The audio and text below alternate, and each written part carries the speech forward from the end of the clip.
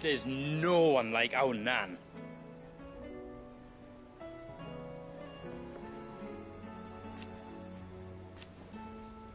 Your lad's worth double that.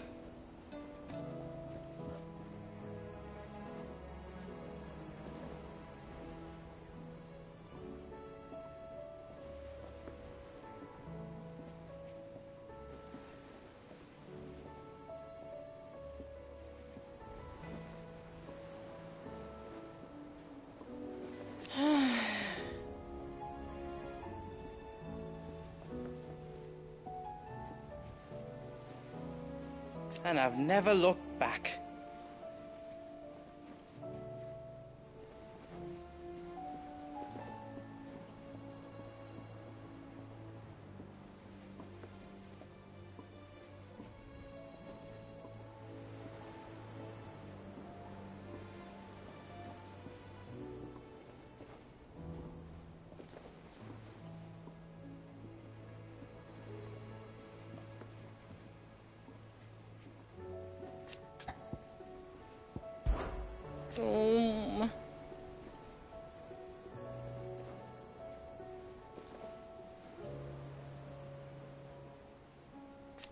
It's hardly everything.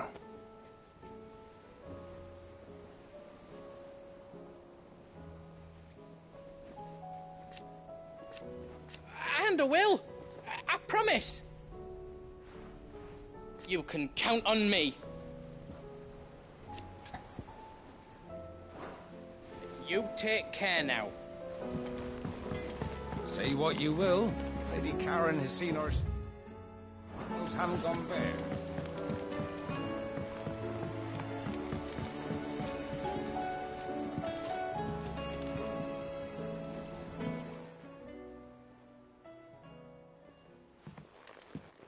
Pining for something, boy. What is it? What do you see out there?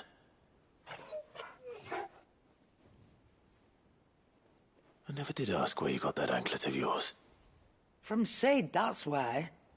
On the day he brought him home. That long ago? And you're only thinking to ask this now? Sid saw that the pup had a habit of gnawing on his leg, since you ask. Clap that there iron on him to keep him from doing it. What was wrong, boy? I'll take like as not. Must have been hard on the poor whelp losing his loving masters at such a young age. Doubly hard in being a frost wolf, torn away from his icons and all. Sid would always tell him, you want that iron gone, you find what it is you're looking for. I reckon what he were looking for was you. I'm sorry, Torgal. Sorry for making you wait so long. Let's get that thing off you.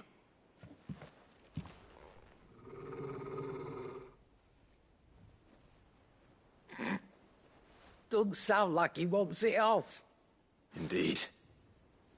You miss Sid as much as the rest of us, don't you?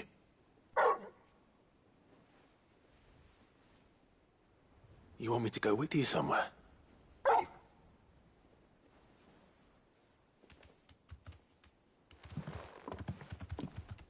Quick, aren't you? Glad you've been paying attention. Not nearly as much as you have, Lady Karen. Aye, good thing and all. It's not like Gav would have kept him in nuts and rubbed his belly these past 10 summers. Your kindness is appreciated. You've been a good friend to him. Only because he doesn't talk back like the rest of you. Go on now.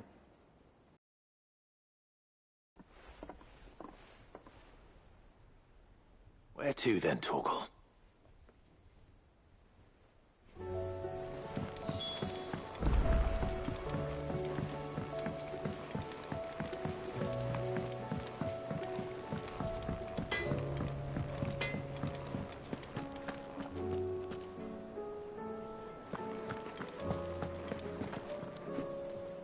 All right, Torgal. Where are you taking me?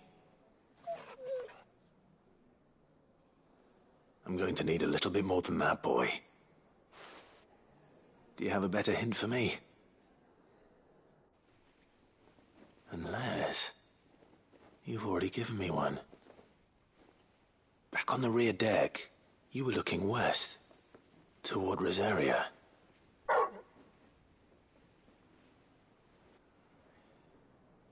Why don't we try the rookery?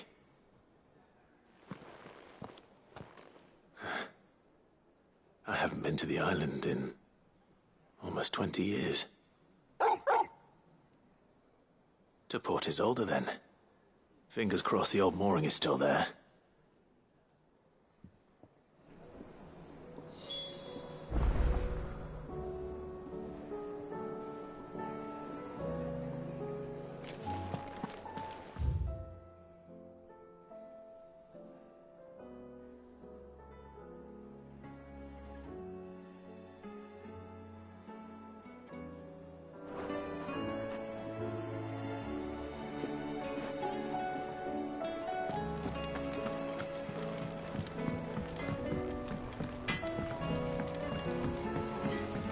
Say what you will.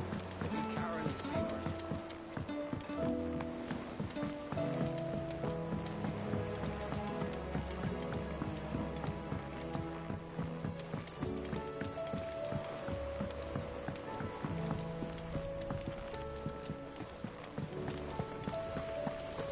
What do you think happened to Miss Middledore?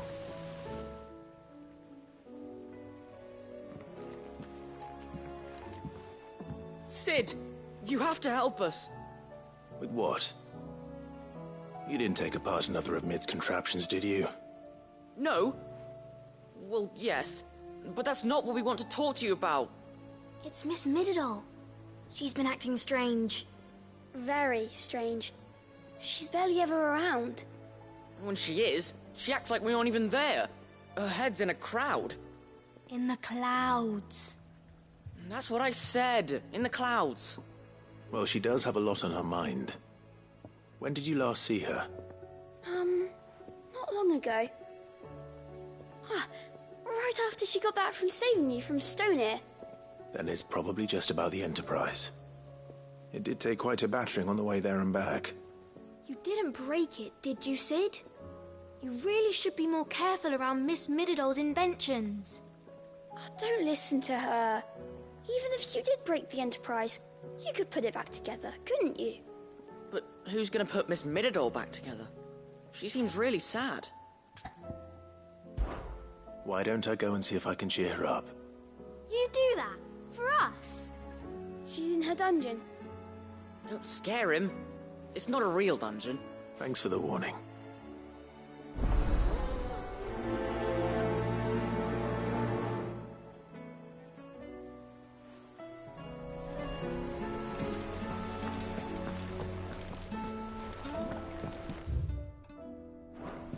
Whatever should I write next? A love story, perhaps? But with a happy ending, of course.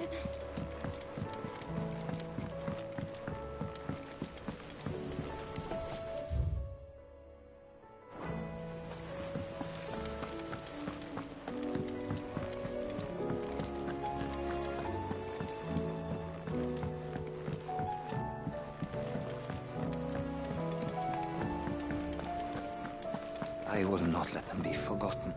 Sid, may I have a moment? Of course. It is an honor to finally speak with you. My name is Herman. I've been with the Cursebreakers for some time now, and I wish to be deployed to Ash. Any assignment will do. No.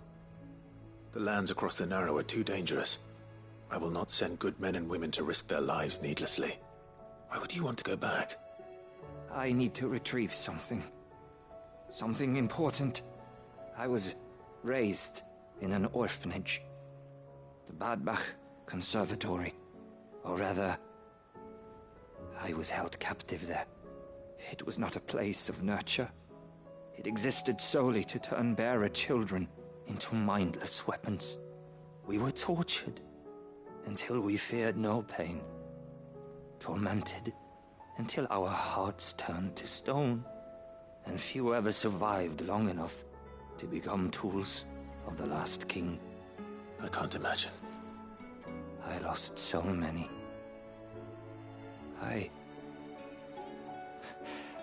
can't even remember all their names. But they must be remembered. They cannot fade away, faceless and forgotten. The Institute was run with military precision. Every child measured, every name recorded, every death logged with meticulous care. Cid, allow me to travel to Ash and recover the registry so that my brothers and sisters might live on. You were a good friend, Herman. But the fact remains that Ash is simply too dangerous. Cid, please. Even should it cost me my life. Too dangerous for you, Herman. But not for me. I'll go to Bad Bach and find the registry. You will? I won't let you risk your life. I don't know how to thank you. You can start by telling me where I'll find this orphanage. Vie de Grace. Hidden in a forest, overlooking the plains. All right. I'll see what I can find there. May the mothers guide you.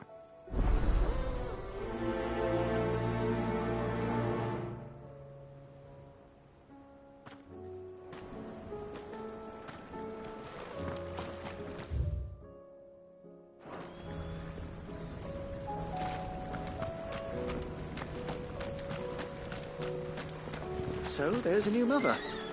Fussing over it won't see the hens fed.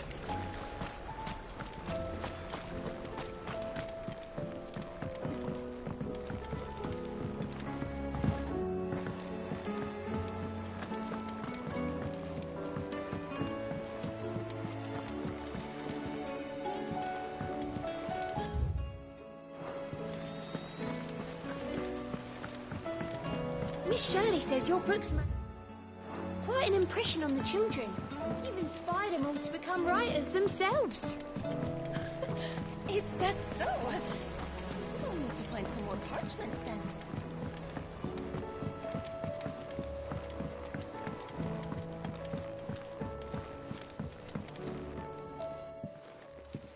Mid, if you have a...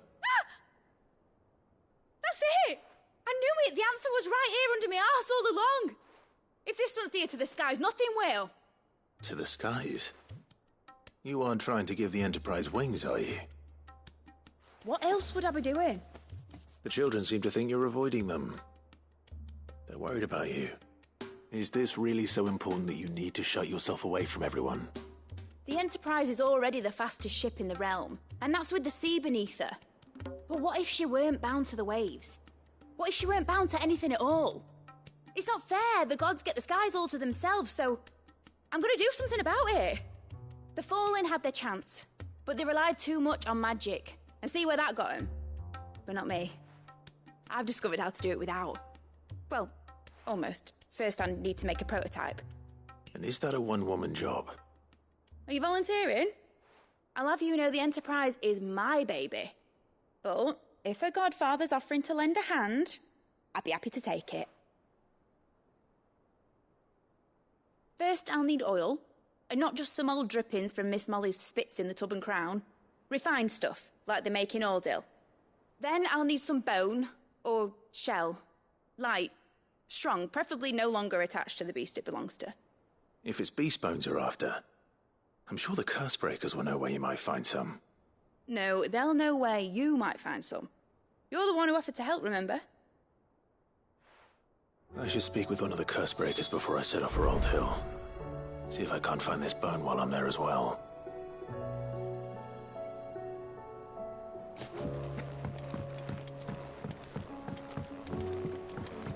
Has Midadol mentioned a new...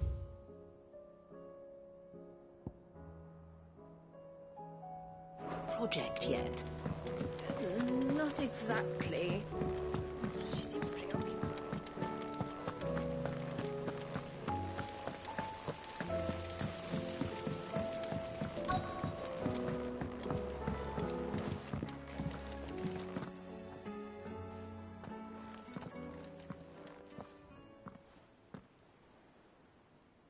Where are you? Can I help you, Cid? I'm looking for Doris. Is she here? I'm afraid not. She's at Martha's Rest on a job.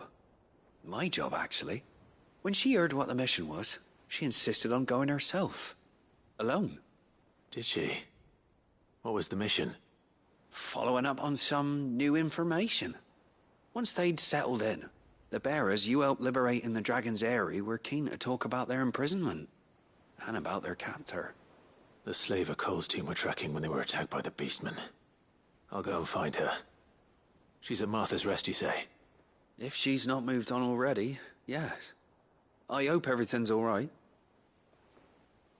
Why would Doris insist on going alone? Maybe Cole was right to be worried.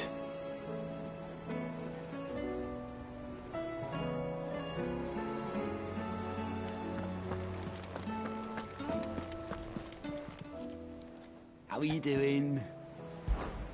Anything catch your eye?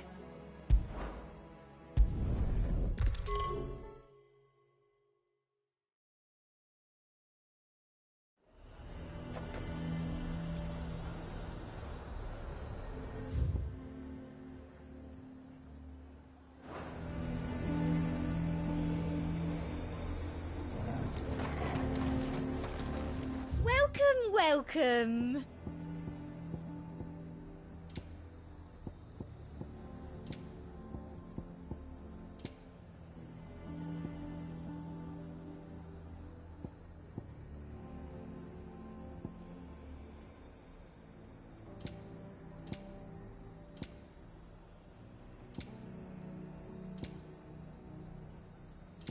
I'll be here if you need me.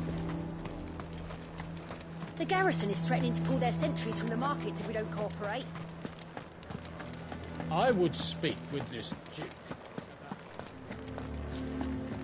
Saw the captain just now. He's wearing his uniform. Your town needs you. I need you.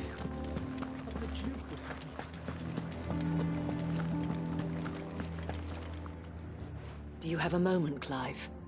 What is it? It's the Duke, unsurprisingly. His Eminence has assumed full control of the garrison and put every able-bodied man to work on the fortifications. The town was left all but unguarded, so Philippe was compelled to form a citizens' watch to fill the void. And though my dear boys have been characteristically willing to assist him in this, they want for bodies. So I was wondering if you would lend them your strength, that the people of Northreach might sleep easier, if only for a few nights. Of course. Whatever you need. Thank you, Clive. What would I do without you? Philippe told me he had men stationed at... Where can I find the mistress of this establishment? Here, my lady. To whom do I have the pleasure of speaking? My name is Sabine, and it is my displeasure to be the daughter of the Duke of Oriflamme, who I understand is causing you and your town no small amount of trouble. I wish to speak to you about what might be done. Very well. Let us speak. I trust you'll forgive me, Clive. Absolutely. Our conversation can wait. Please, proceed. As you know, my father is a most overbearing and supercilious man, and I join you in objecting to his every action. Indeed, I owe you my thanks for continuing to argue against his reckless plans. Yet I fear he is not one to be swayed by reason. No. He must be made to face the consequences of his actions. And who would make him do this? I would. Myself and several other like-minded individuals. Were you to join us, we would surely have the strength to drive him from Northreach for good. Does that not seem a trifle... drastic? Drastic action is precisely what is called for. Unless you are content to see your people downtrodden and dispossessed. My father would have it that citizens exist only to serve the Empire. That they should be forced to make every sacrifice to ensure her revival. But he is wrong. It is not the people who must serve the Empire, but the Empire who must serve her people. He's always been like this. Scornful of the opinions of anyone he judged beneath him. But he cannot be allowed to ride roughshod over the common folk any longer. We must fight him, by all possible means. Fight him? No. My purpose is to quell the tension in Northreach, not to stoke it. Respectfully, my lady. Our only chance of saving this town depends upon every one of us uniting against our common enemy. Your father and his followers included. While I understand your frustrations, I cling to the hope that he may yet be won round. False hope, I assure you. But I see that your mind is made up. I shall bother you no longer. If you will extend me the same courtesy, I bid you good day. She certainly has spirit. Indeed. But unfortunately for us, that spirit is only likely to harden the Duke's resolve, which may be enough to seal the fate of this town. Not that she cares. This is all about her and her father. Families. I'm sorry, where were we? Ah, yes. I was about to tell you of Philippe's plans for the town watch. But perhaps it's better that you heard them from him. I believe he's in the market, if you'd be so kind as to seek him out. Right away. It's just a pity I cannot join you. I'd like to see the two of you in action together.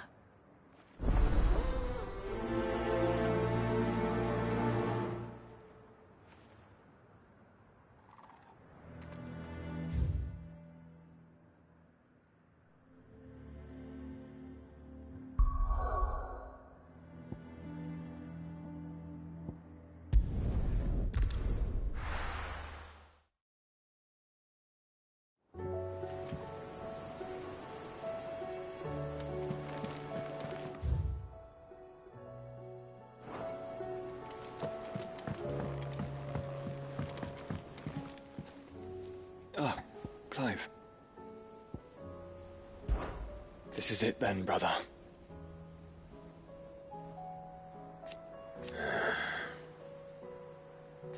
Indeed.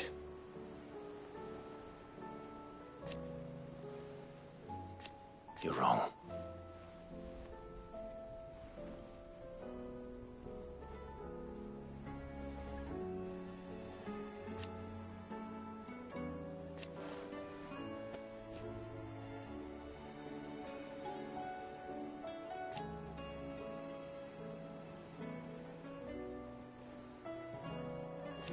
Of course.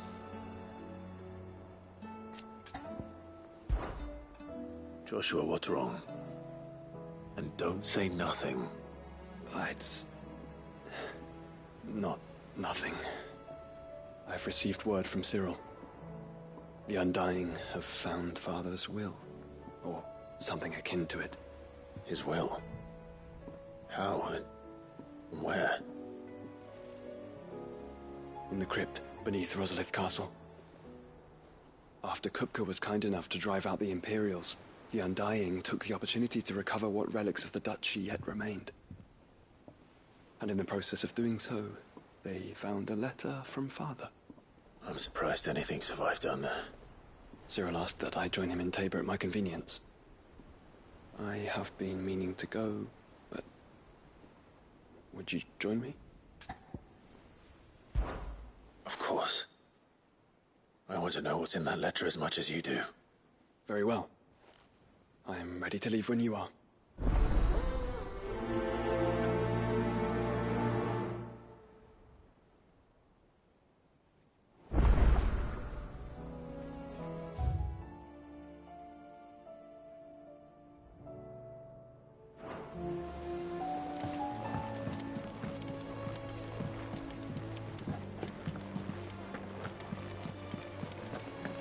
There's something about it. I feel like... Sid, I was wondering if you could help me. It depends what with. A bearer, but recently freed from his bonds, is keen to join the Curse Breakers. As you know, the work we do is not easy, which is why we test every volunteer's suitability. I was hoping you could oversee this one's evaluation. I don't mind, but why this one? Because he wants to be a scout. Our ranks are filled with men and women capable of breaking chains and putting slavers to the sword. But scouting, we're few with the nose for that, which is why we still rely so heavily on Gav. And since he accompanies you on so many of your missions, I thought you might be better placed to recognize the traits in him that we should look for in those who'd fill his boots. Sounds reasonable. So you're happy to oversee the boys' test, then? One can never have too many scouts. Truer words, Sid. I'll let the initiate know that you'll be attending his trial, and that he is to proceed directly to Northreach in readiness. No time like the present, eh? No time like the present. I'll await you there.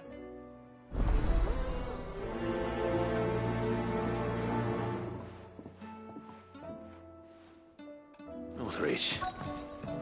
I don't suppose they could have chosen somewhere closer. Vivian, I read your note, and I'd be happy to help you find the book you're looking for. Thank you, Clive. But tracking it down will not be easy. Are you sure? Please. You have always granted me your wisdom and insight whenever I asked. It's only right that I return the favor. Or at least attempt to. You are too kind. Alas, what I ask of you is rather more trying than delivering the odd lecture. I spoke with Harpocrates to see if he had any inkling as to where another copy might be found, but perhaps it is best that you hear the details from him. If you say so. Forgive me, Clive, for asking this of you. But this book, it set me on the path to becoming who I am today. Its importance cannot be overstated.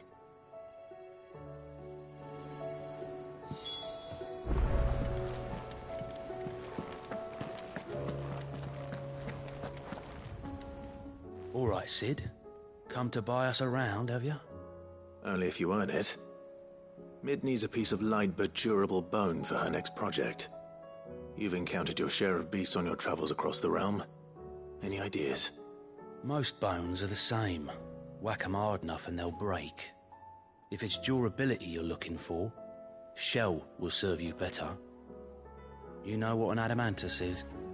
I do. And I know to give them a wide berth. Will any old adamantus do?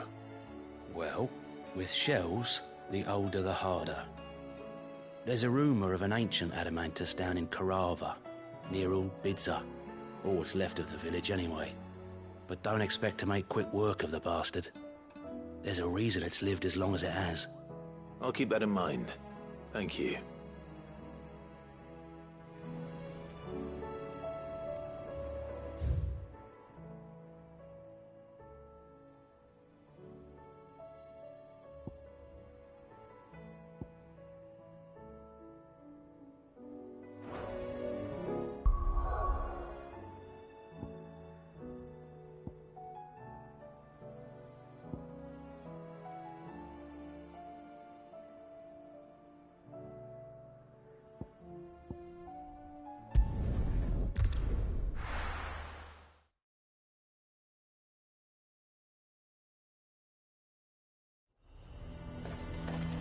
Nazaire might at least have mentioned where in Northreach he'd be testing this recruit. Look at our stalls, and we're just supposed to hand the old lot over. So you are content to abandon... Please, I beseech you. If you are a true son of Northreach, you must fight to defend your home. That's exactly what I am doing, milady. Or trying to, at least. The land is crawling with fiends, and someone has to keep watch. Even when our true enemy is hiding in the garrison? Fine. You're not the only able-bodied man in Northreach. Thank you so much for your help.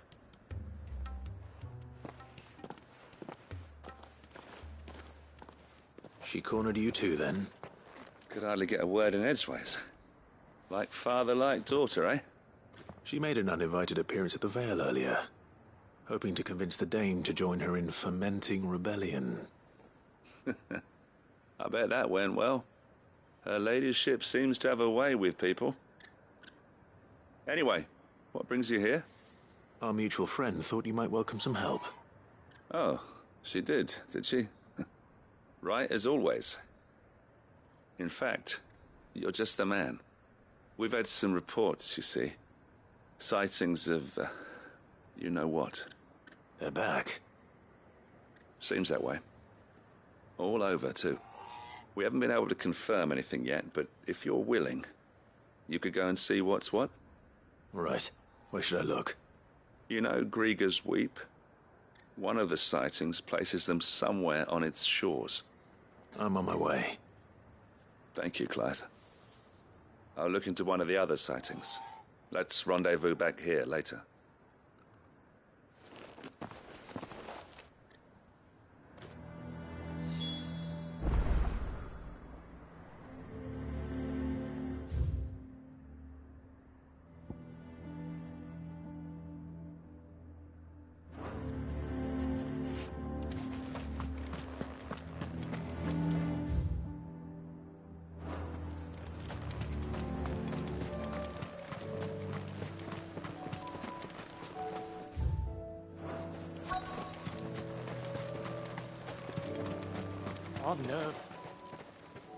Well met, Sid. This is the initiate. Ember, present yourself. At your service, Master. Please, just Sid. There are no masters here. Your life is your own. Oh, of course. Thank you, Sid. The sergeant says you'll be evaluating me at my trial. To become a scout, yes. You are aware of the dangers inherent in that role. I am. But I swore I'd face them. Just like the man who saved my life. And who would that be? Gav. It was him who found me and freed me. No magic, no support, just one man and his nose. Came and sniffed me out. It taught me what one man can do if he puts his mind to it. And I've been training ever since, so that one day I can be someone's saviour, just like Gav was mine. I'm sure he'd be flattered. You clearly have good intentions, Ember. And it sounds like you're under no illusions. Stick to this path and you'll make a fine Cursebreaker. So, what? Have I passed? You haven't even started yet. Now listen.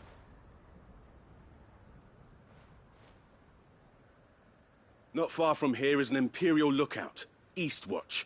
The guards there record all their sightings in a logbook. You are to find it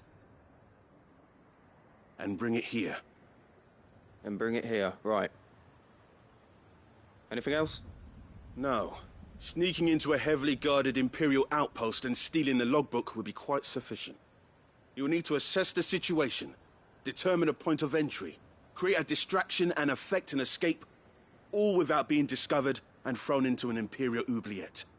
Ember, Gav isn't our best scout because he can do everything. It's essential that you know your limits. Know my limits, right. I won't let you down.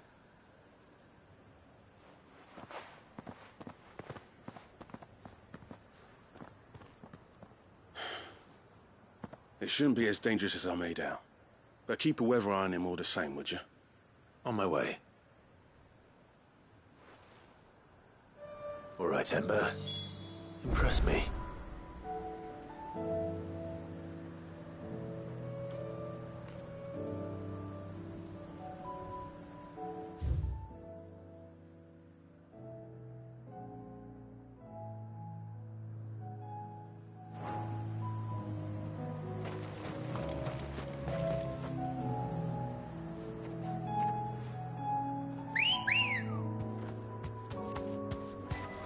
Let's go.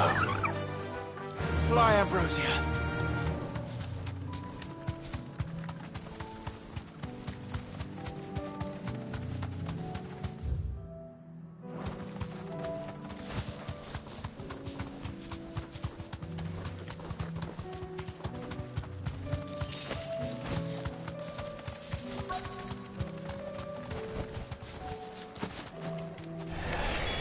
Damn it.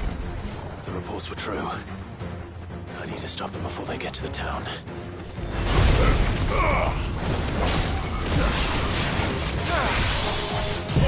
Kill!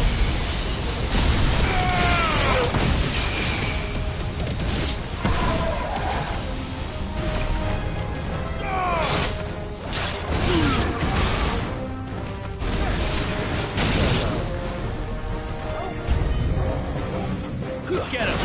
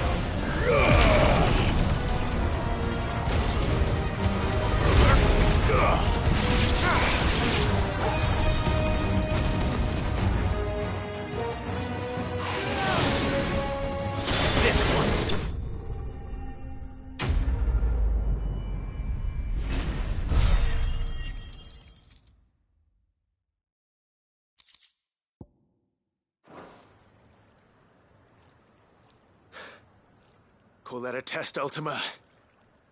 Clive, it's me. Are you all right? I am.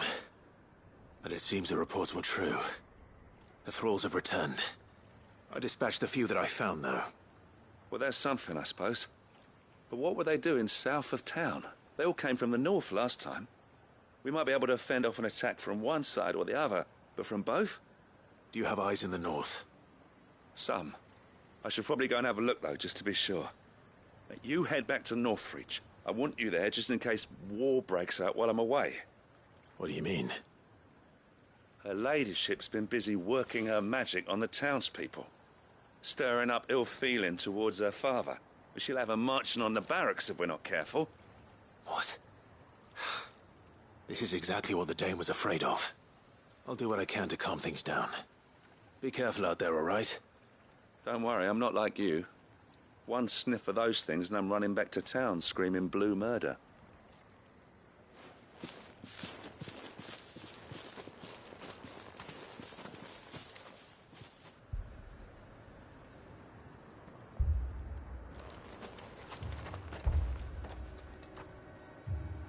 Do you not see, Father? The people of Northreach have given enough, and only a fool would ask for more. Listen to me, Sabine. Where would our people be without their country, hmm? The Empire is their sword and their shield. It is she that ensures they can live without fear. And now she teeters on the brink. Without their sword, how will the people fight? Without their shield, how will they protect their kin? Can the unarmed stand against the advancing hordes? No. But there is yet hope. A new shield, a new sword. A new empire. We can rebuild Sandbreck, just as Great Grieger wills it. Perhaps we could, Father.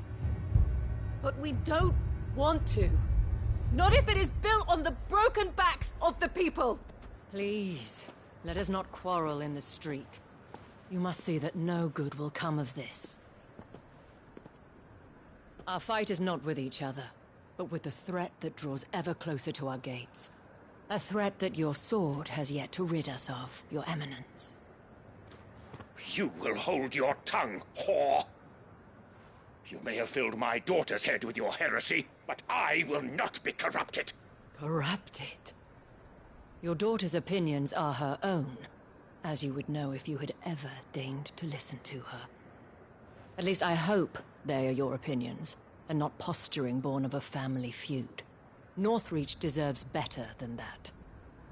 Northreach deserves better than you, Carla. Yes, I know who you are. The slut of Twinside who bedded a Branded. Jealous, are you? That a woman might choose a bearer over a pious man of Grieger. Clive! I met a swarm of thralls coming south from Oriflamme. Hundreds of them. Too many to count. No. Work on the fortifications has scarcely begun. We will retreat to Caer Norvent and there make our stand. Did you hear me? That was an order! While this is but a heartfelt plea, let us make our stand here and protect our homes. Protect those that we love. Together, for Northreach!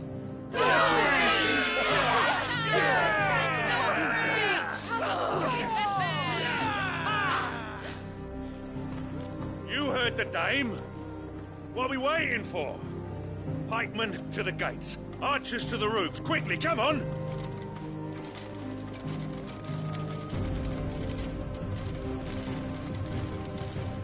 But she is but a common... whore, yes. And we'd follow her to the gates of hell.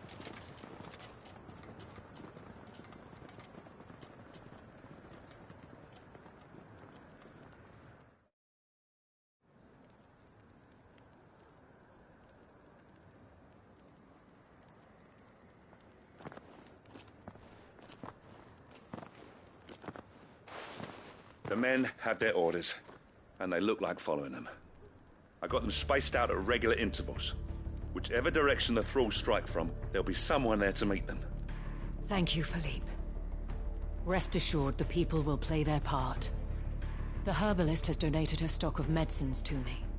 Should any of your men be injured, take them to the Vale. We'll see to them there. Thank you, milady. I will. I'll play my part too. You still want for numbers. Unlike the enemy. I only hope I can go some way to evening the odds. Philippe, can I leave the south in your hands?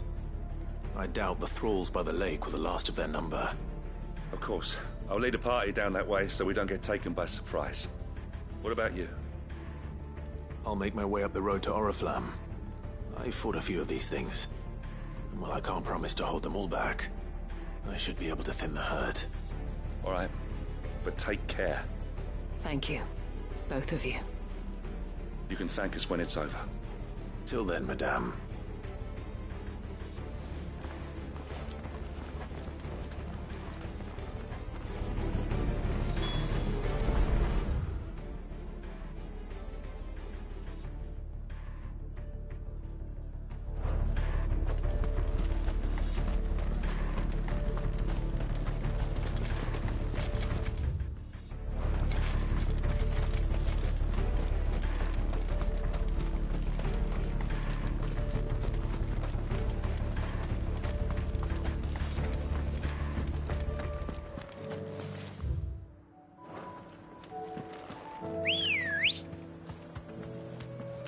Come on.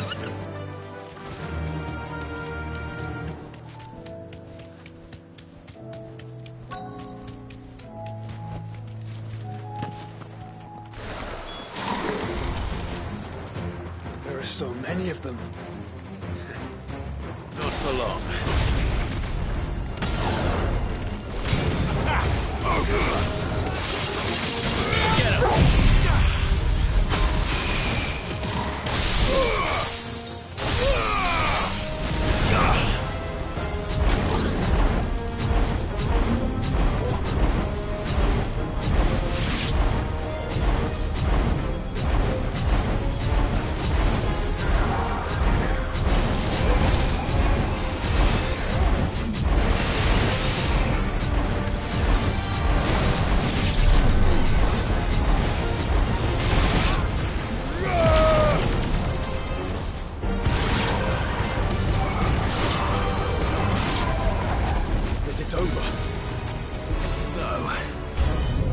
Just begun.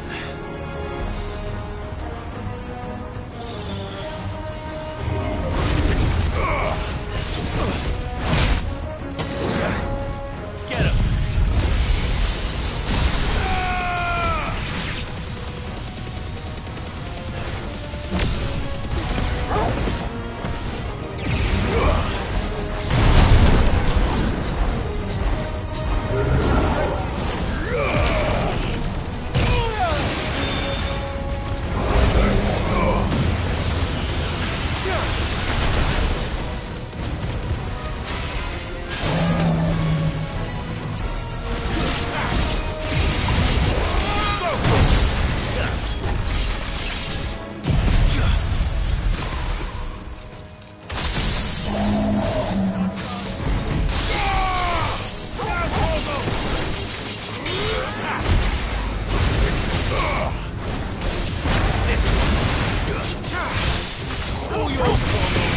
It's over.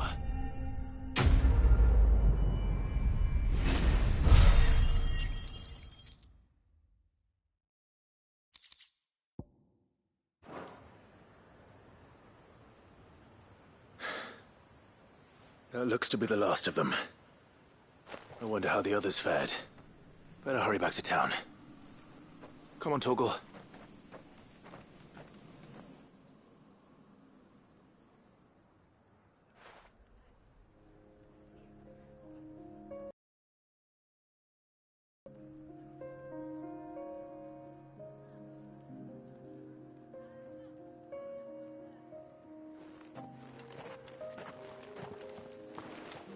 Clive, it's good to see you.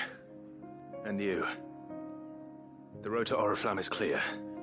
How did you and your men fare? Well, we ended up fighting for our lives down by the lake. Took a few nicks, but nothing the girls of the Vale can't put right. Glad to hear it. Well, it seems we've survived. For the time being, at least. I thank you both for answering the call.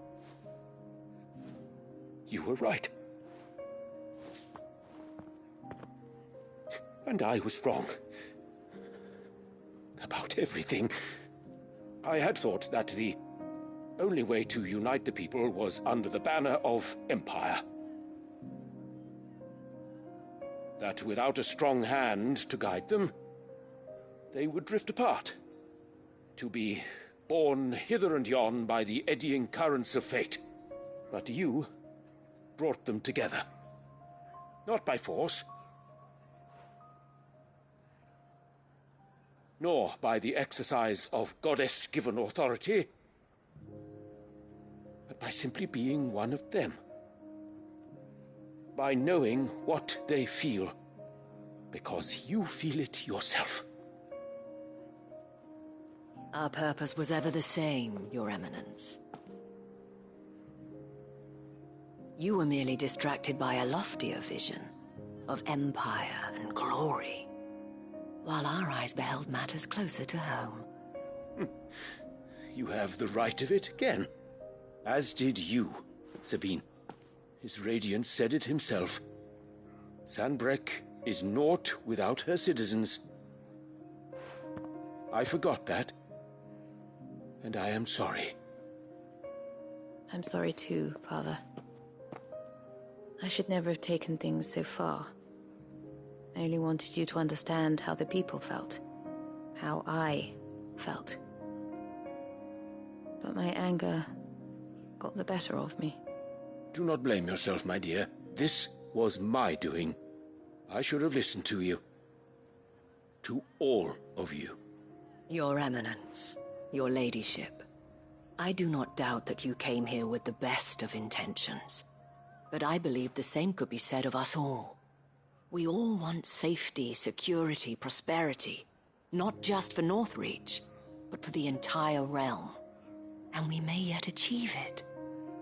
If only we work together. Will you join us in this? Yes. We shall. Thank you, Your Eminence. Now that that is settled, I must go and see to the wounded. The Vale's doors are always open to any soldier in need of relief. And today there are more than ever before.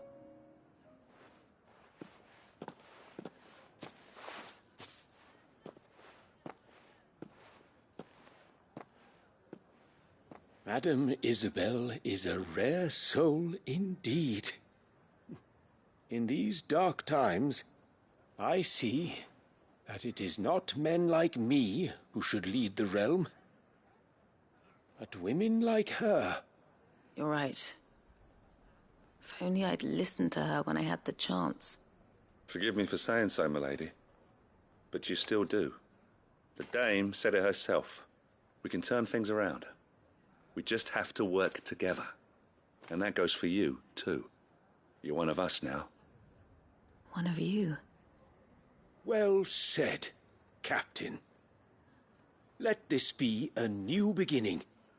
Not only for Sanbreque, but for us.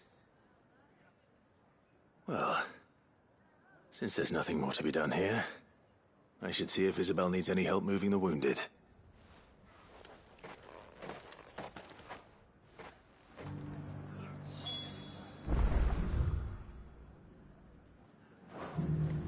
Can we get you?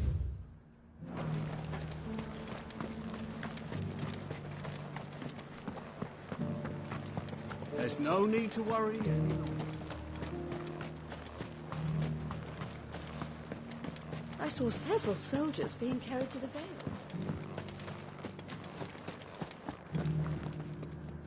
How goes the treatment of the wounded?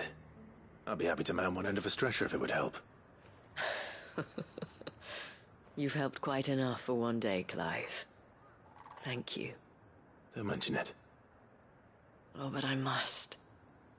After all you've done for this town, it is the very least you deserve.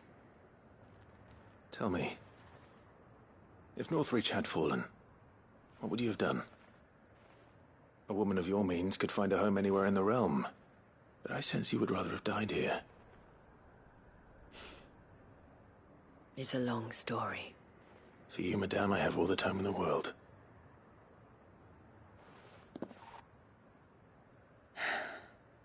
Very well. Long ago, I had a life in the Crystalline Dominion.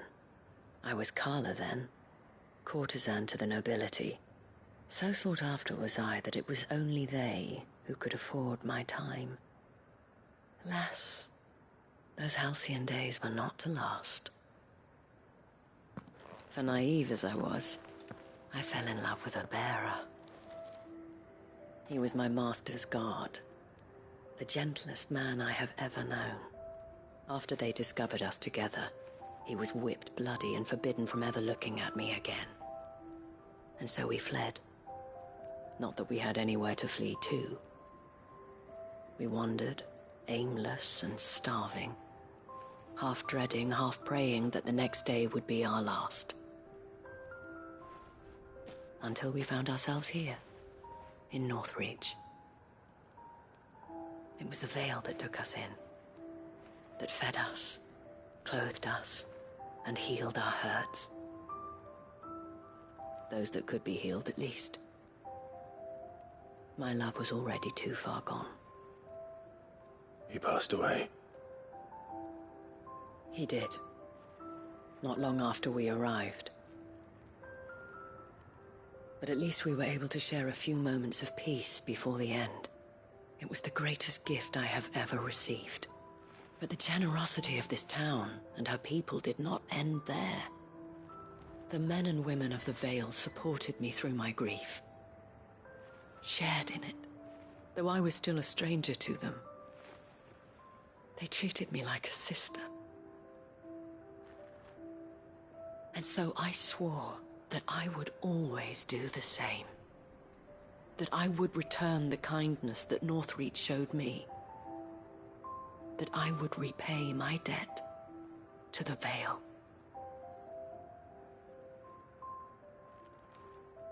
Thank you, Isabel, for sharing this with me.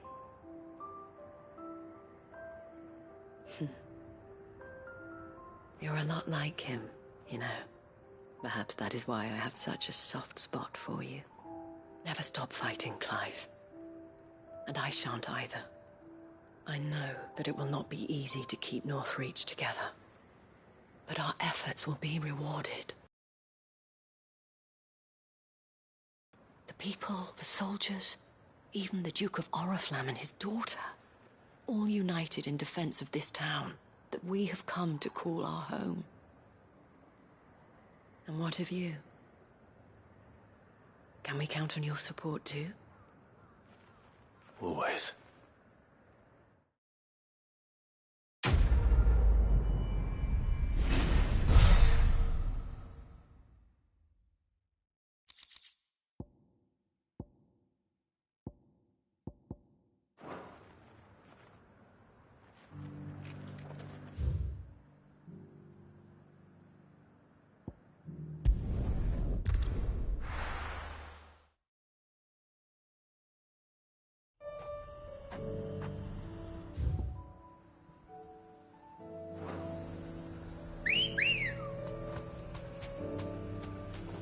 Ready, go?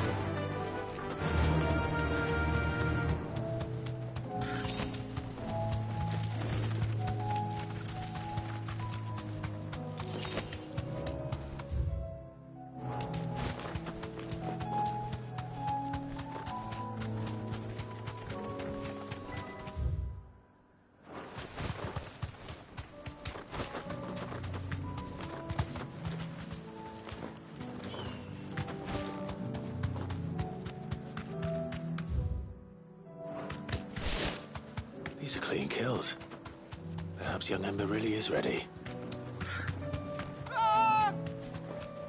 Or maybe not.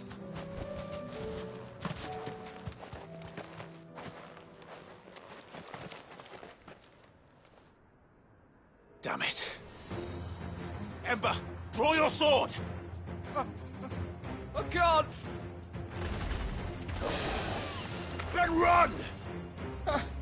Um... If you want him, you'll have to go through me.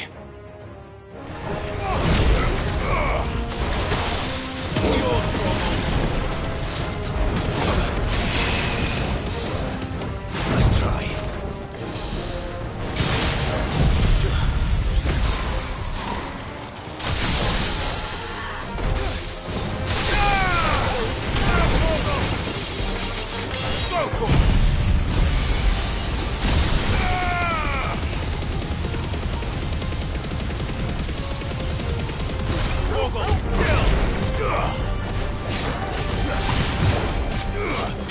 This one.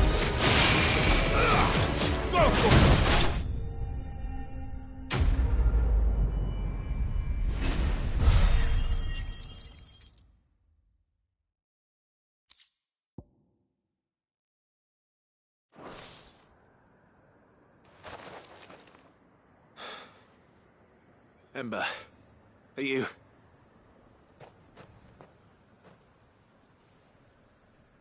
Gone. Of course. Scouts really are a rare breed. Back to Northreach it is then.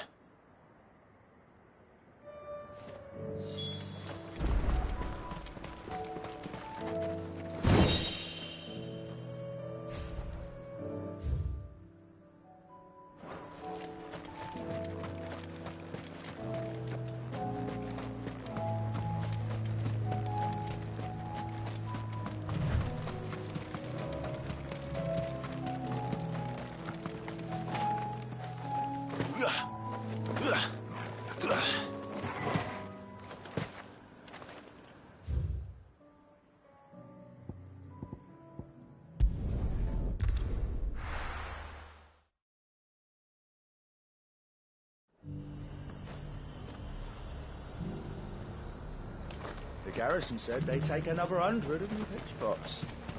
Those whites will think twice before attacking us again.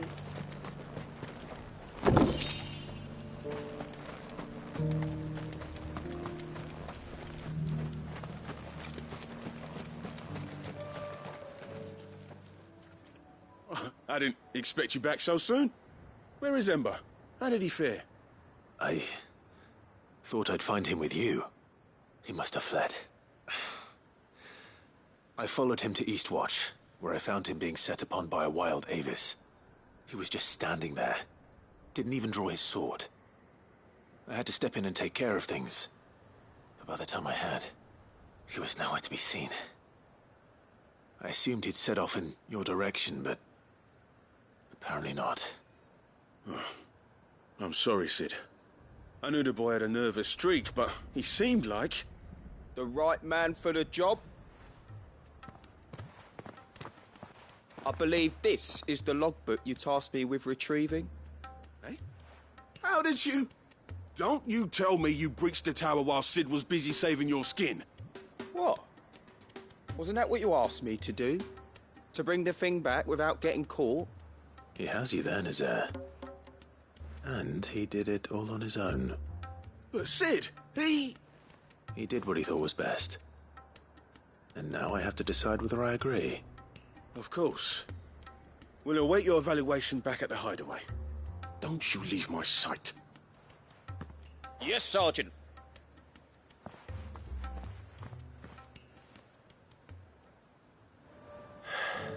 This won't be an easy decision.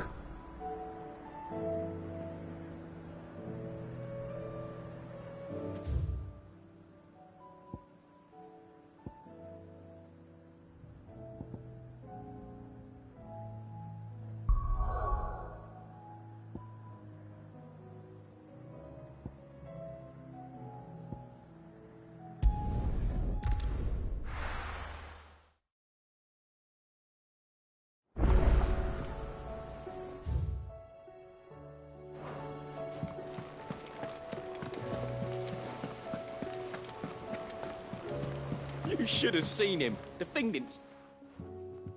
Welcome back, Sid. Welcome back, Sid. Yes. Welcome back. Trip wasn't too much of a pain in the arse, I hope. Truth be told, it was me who suggested roping you in to help with the trial. But from what I hear, things didn't go quite as planned. No, they most certainly did not.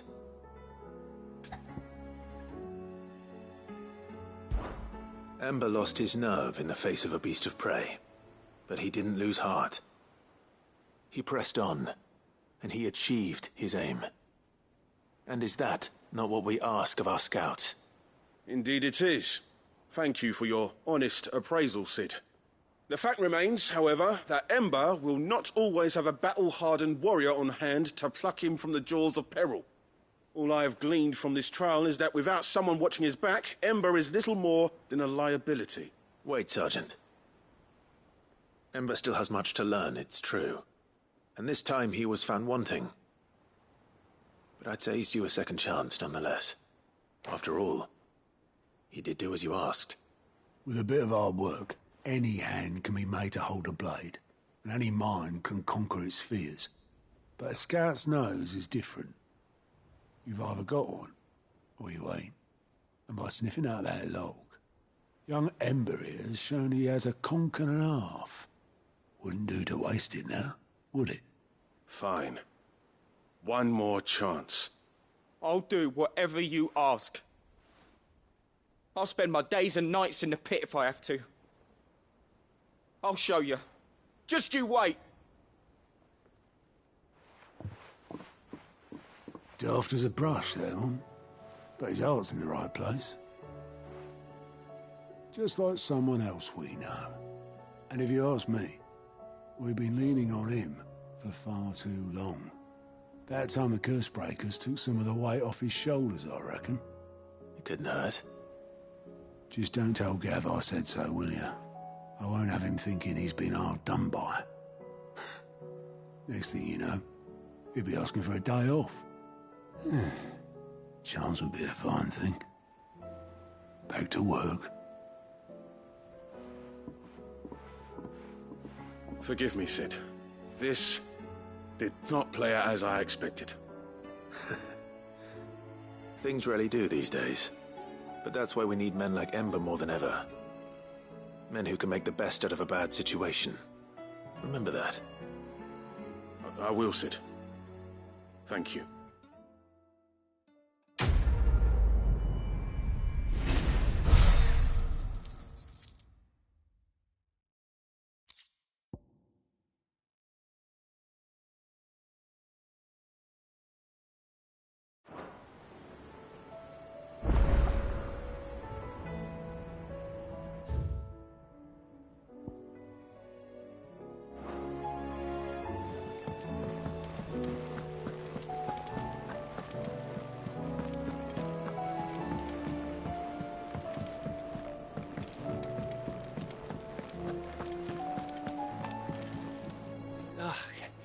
You all right? Something troubling you? No more than usual. It's just... Etta's baby will be coming soon, and I wanted to make something for it. I'm sure she'd like that. Back in the north, families would always make gifts when a bairn was on the way. Yeah, let the little tykes know they were welcome in their new homes, like. So, what's the problem? Well, the problem is that Etta's due any day now, and I don't know if I'll be ready in time.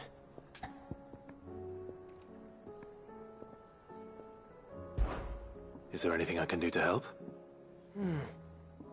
You know, there just might be. All right then. What exactly are we making? A good luck charm. But not just any good luck charm. Not just any. No. One made from the feather of a silver chocobo.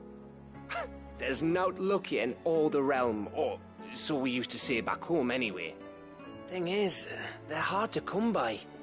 Had Otto and Karen check with their suppliers, but nothing. I'd try and track one down myself, only... Only the big day is fast approaching. And that's all you need, a feather. That or the bird whose horse it's attached to, aye. I was gonna start by asking around with traveling traders plying the northern borders. Well, there's no shortage of those passing through Martha's. I think I might make that my first port of call. I'll let you know if I find anything. You're a good friend, Clive. I won't forget this.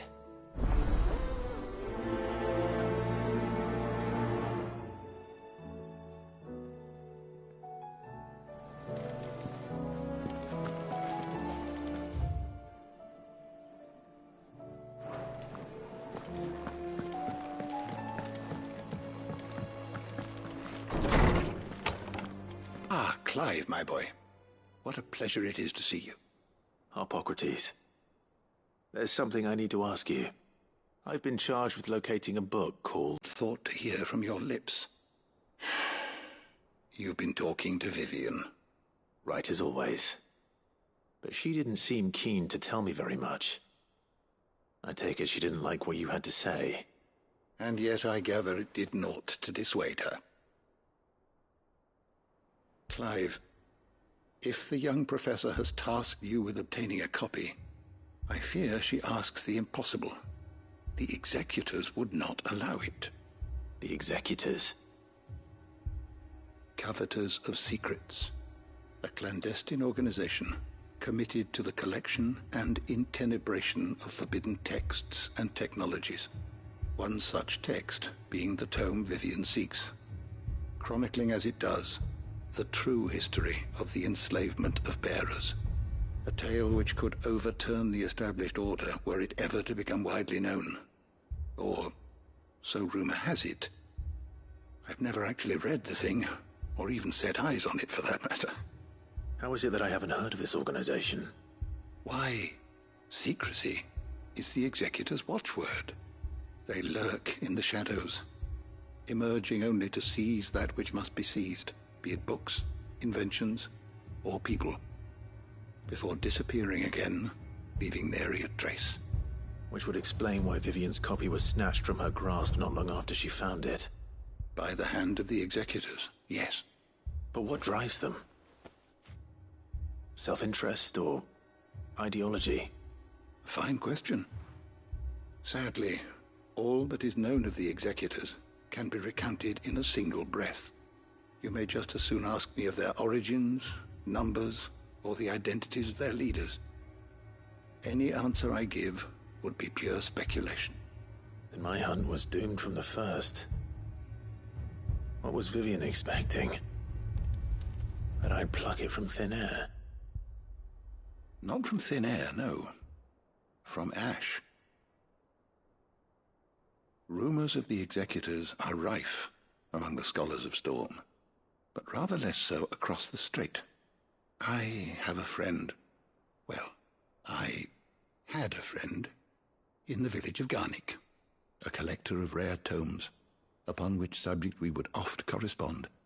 Alas, I have heard naught from him since the skies fell dark. And no doubt he too has turned. But though he did not mention it by name, it is possible that a surviving copy of From a Distance yet rests upon one of his many shelves, quietly awaiting discovery. If you were, by some chance, able to save even a single book from the poor man's library, I know his soul would rest easier. Very well. When I next find myself in Waloed, I'll be sure to pay Garnick a visit.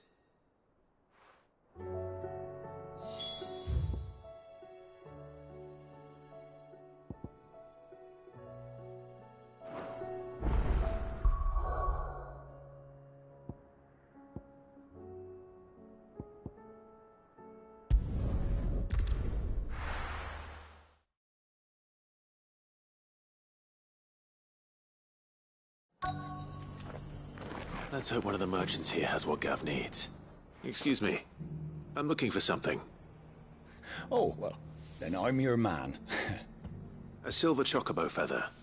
Oh, or maybe not. Though you're not the first to mention the bird around here. There was a man stopped by the rest not long ago claiming he was attacked by a silver chocobo near some gutted hovel not far from Eastpool. Most took him for a braggart and a liar, but who knows? Perhaps there was some truth to his tale. We'll see. Thank you.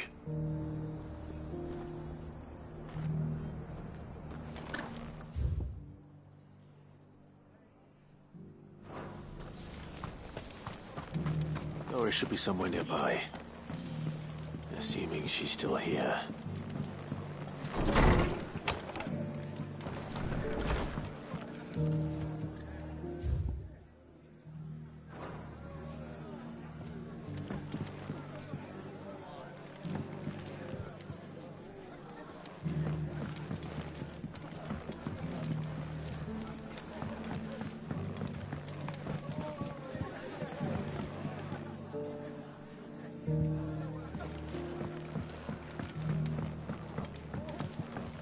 My lord Marquis, is that you? It is you. Then you received my letter. I am Sebastian Rutherford, chief steward of your lord uncle's estate. Of course. We met once before. Yes, my lord. Thank you for coming. And what was so sensitive that you couldn't put it in writing? 1,000 apologies, my lord. I did not mean to offend. I merely... It's all right. Continue. I am here at Martha's Rest, at the behest of your lord uncle, tasked with learning what I am able of the realm's current state of affairs. And what I have learned is grim. The fall of the Mother Crystals has left Storm in a state of utter disarray. The subsequent darkening of the heavens has only made things worse. Akashic attacks, once unthinkable, are now commonplace. The gears of governance have ground to a halt, and without a steady hand on the tiller, the realm threatens to drift into utter chaos. Your lord uncle, however, believes there is a way to avoid this fate, and is determined to see it set in motion. That sounds like quite the undertaking. It is. Hence my having enlisted the aid of several colleagues serving the 7 high houses. Alas... Alas? I have lost contact with 2 of those colleagues already. They are both able-bodied and trained in the sword, yet in these dark times even that may not prove sufficient to keep a man safe on the road. So you want me to find them? I'll need to know where they went. One I sent to investigate the Republic, the other the old Imperial capital of Oriflamme. That doesn't exactly narrow it down. I suppose I'll start in Dalamil and work my way east. Thank you, my lord. I shall pray for your success and safety.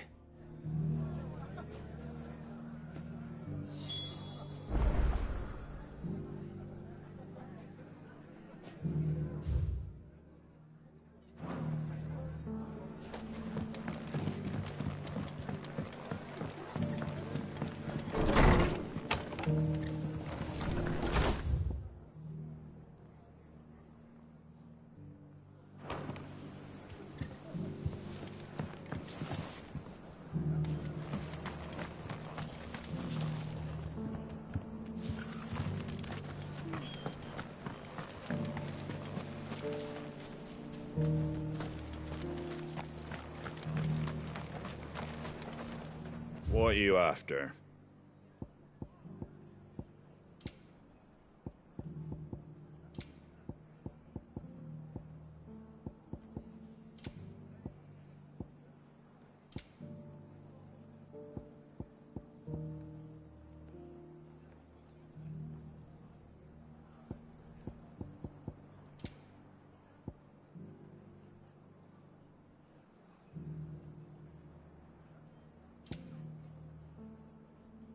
Very well.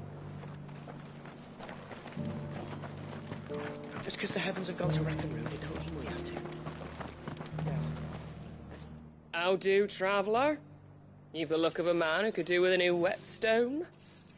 Or perhaps a bawdy etching of the Vicerine. Maybe another time. I'm looking for a silver chocobo feather. If that's the case, rumours are all you're likely to find. No one has seen a silver chocobo for years.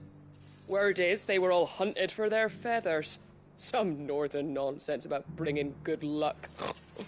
Didn't bring them much, nor their bows. If any are still out there, I reckon they'll be doing their damnedest not to be discovered. You're probably right. Thank you anyway.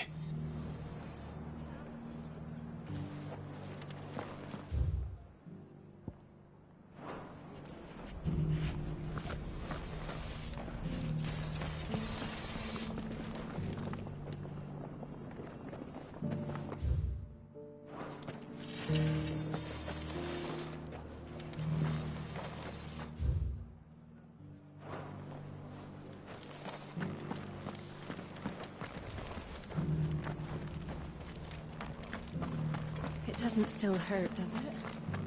Oh, 1,000 Akashic jars couldn't hurt me. I'm a son of Zaria, after all. A born survivor.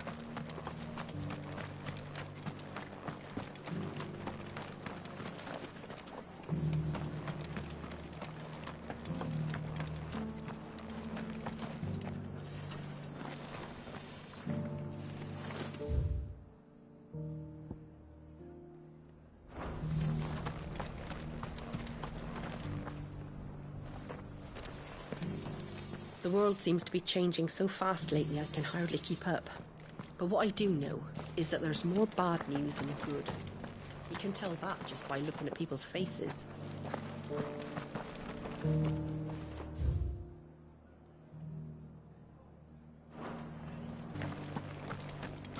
I've got greens of all shapes and sizes. Looking for shelter, are you?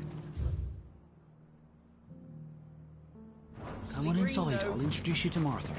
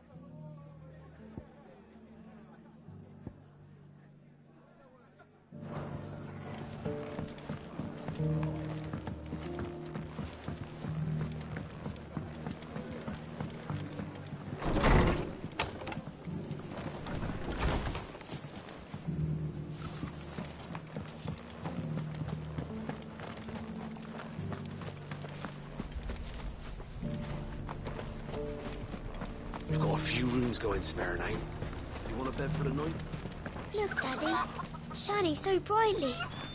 Isn't it pretty? Yeah. Pretty blowing sinister.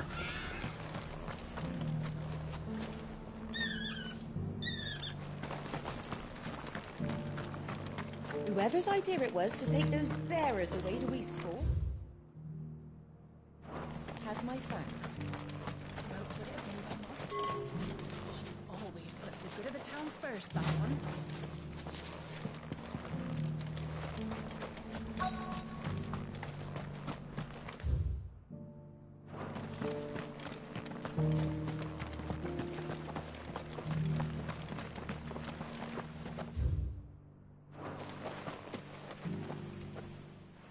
Can I help you with something?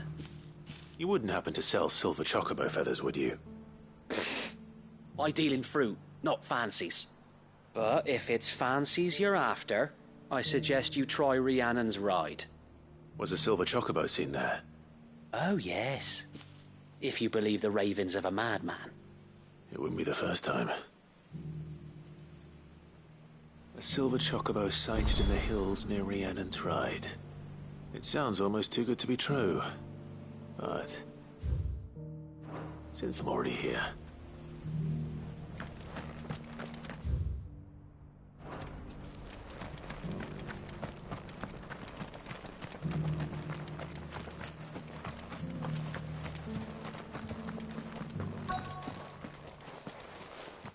It's been a pleasure, Doris. Just like old times. I'll give your offer some thought, my lady. How goes the investigation? Sid, what brings you to Martha's Rest? You. I heard you were out here on your own, tracking our slaver. I trust you're being careful. Of course. And it had to be me.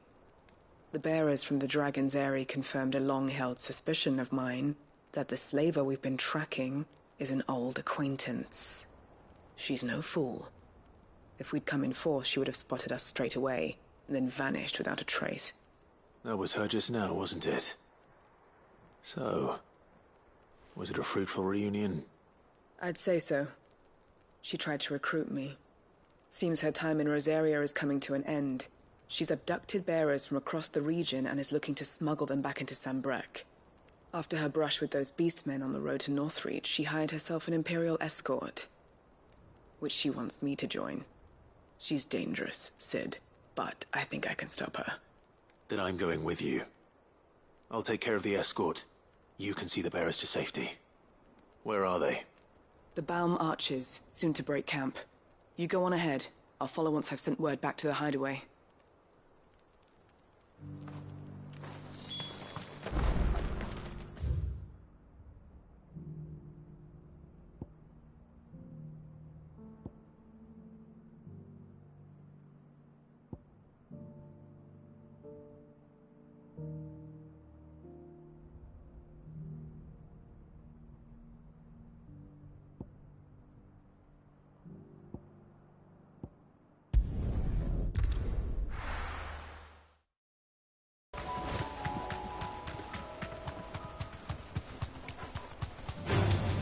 Time to fight.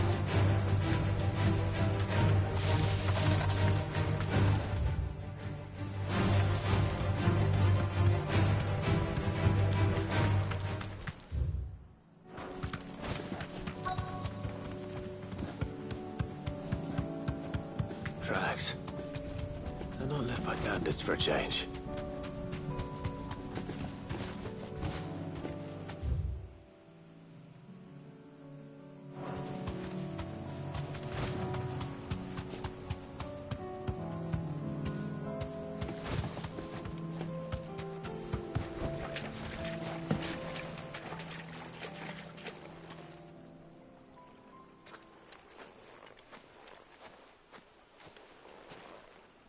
More tracks.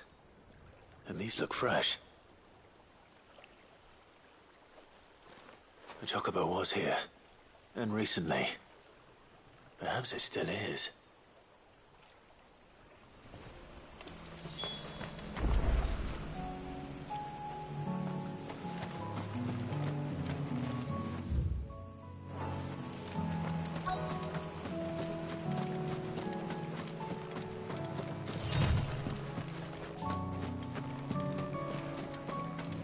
I don't hear anything.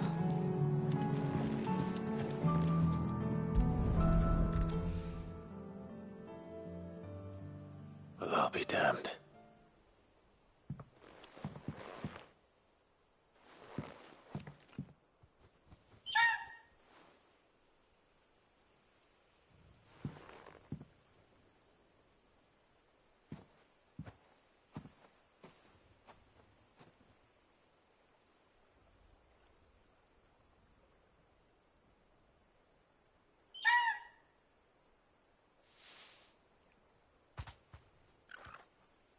It's all right. I'm not going to hurt you. Just borrowing a feather for my friend.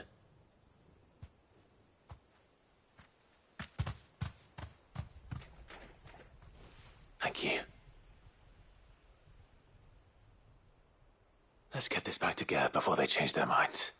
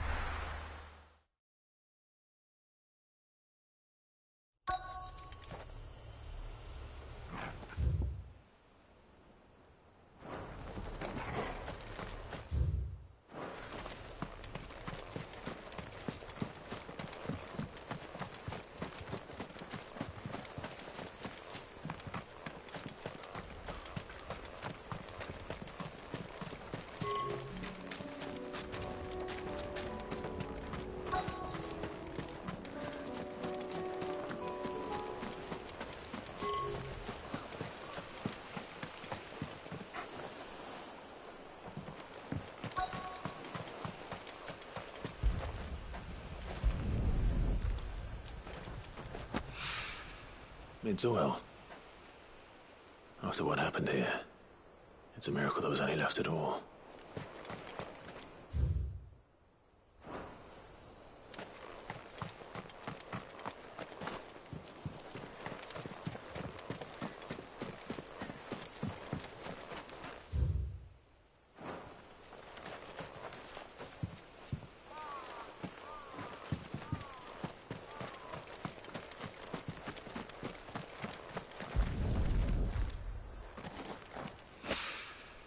This should be enough.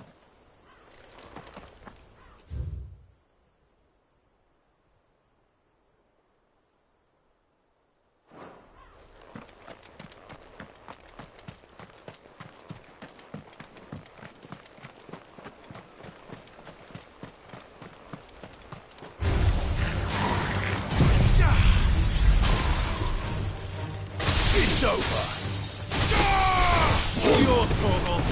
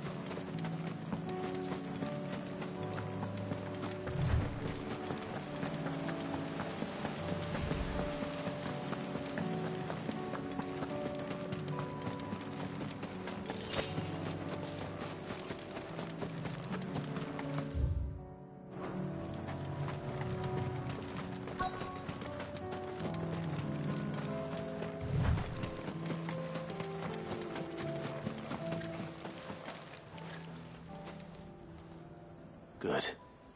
They haven't broken camp yet. How did Doris come to know a slaver, I wonder?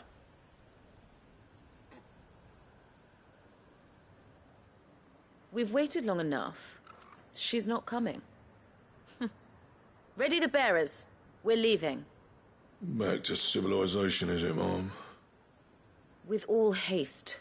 lest any of you lackwits start talking like these feckless bumpkins. I presume your men are ready. We've suffered too many delays as it is. Any more, and I'll be docking your pay. Yes, Mom.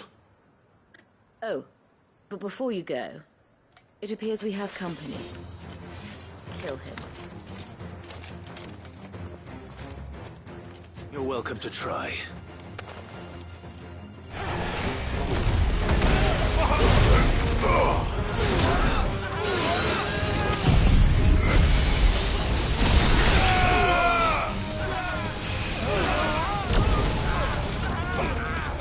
All yours, Torgal.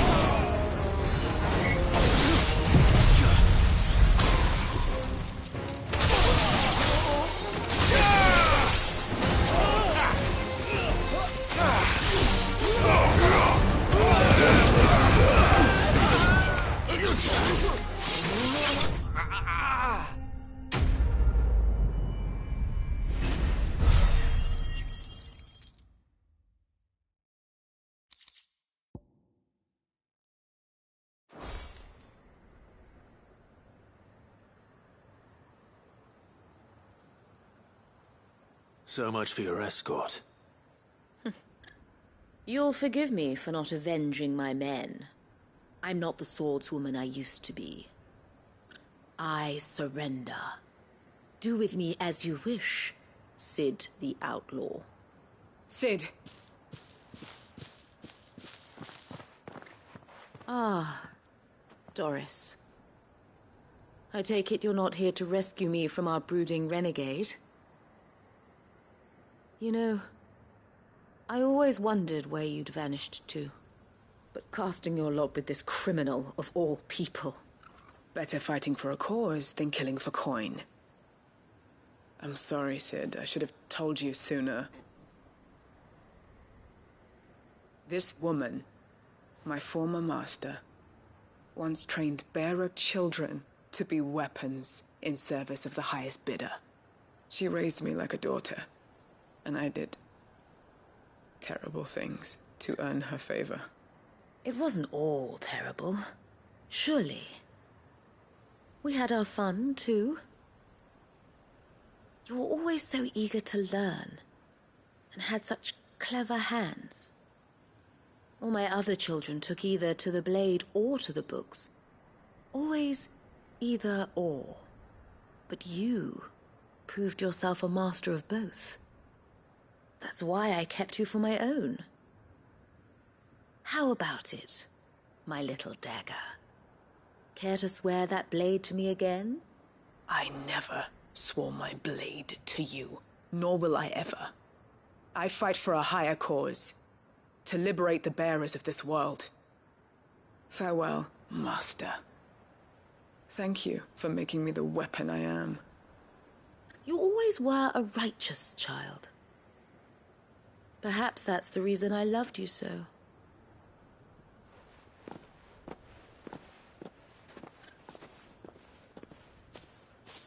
What do you want to do with her?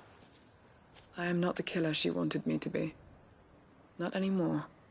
And she no longer has friends in high places. The Dame does, though. Her connections at the Imperial Court will see that justice is done. All right. If you're certain. I am. And thank you for everything. Now, I better let these bearers know that they're safe.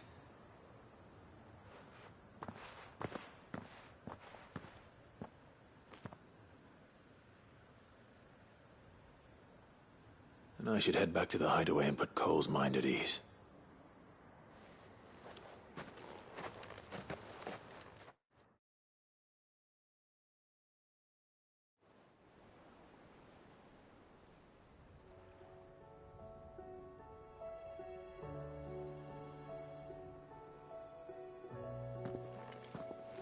Welcome back, Cid. Doris's message just arrived. I hear you saved more bearers from being smuggled across the border. With any luck, they'll be joining us in the hideaway shortly. Oh, and your letter. You don't need to worry about Doris anymore. I'd been hoping as much. She mentioned one or two things in her report. So the slaver we'd been chasing all these months was her former master. Wish I'd known. She's been arrested, by the way. over in Sandbreak. Went quietly, or so we're told. And she won't be getting off lightly. The Empire may have no love for bearers, but it's none too fond of black market traders either. Can't have been easy for Doris. I'm sure it wasn't. But don't worry. She'll be all right. I hope so. Suppose you should know, eh? You had quite the past yourself before you came here, or so I understand. Anyway, thanks again, Sid. The Cursebreakers would be lost without Doris. And you, of course. Keep up the good work, Cole.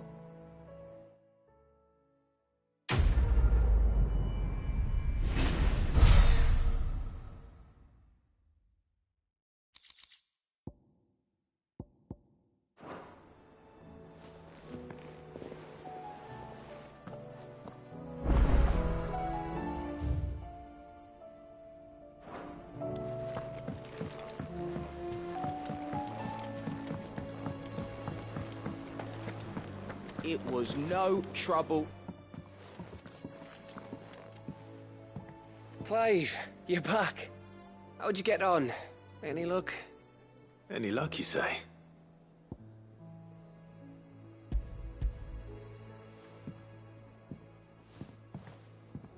Crystal's crack. Is this what I think it is? Where in the hell did you find it? It's a long story.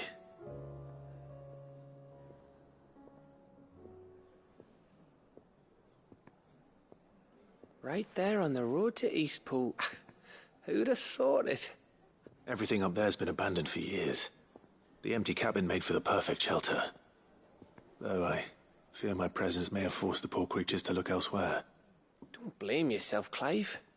The Blight's right on Eastpool's doorstep. They'd have had to move on before long, even if you hadn't have turned up.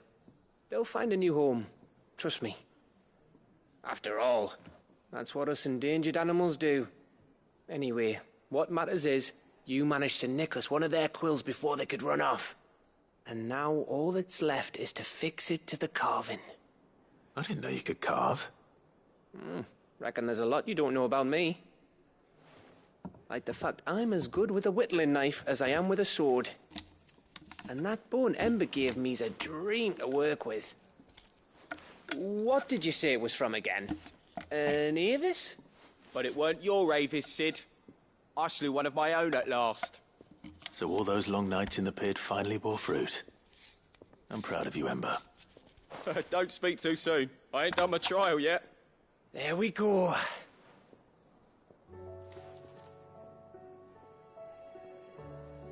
What do you think? I think if you ever hang up your scouting cap, you'll be able to make an honest living. Now will I? I should go and see if Ed is awake. Give it my best. You can give it to yourself. Come on.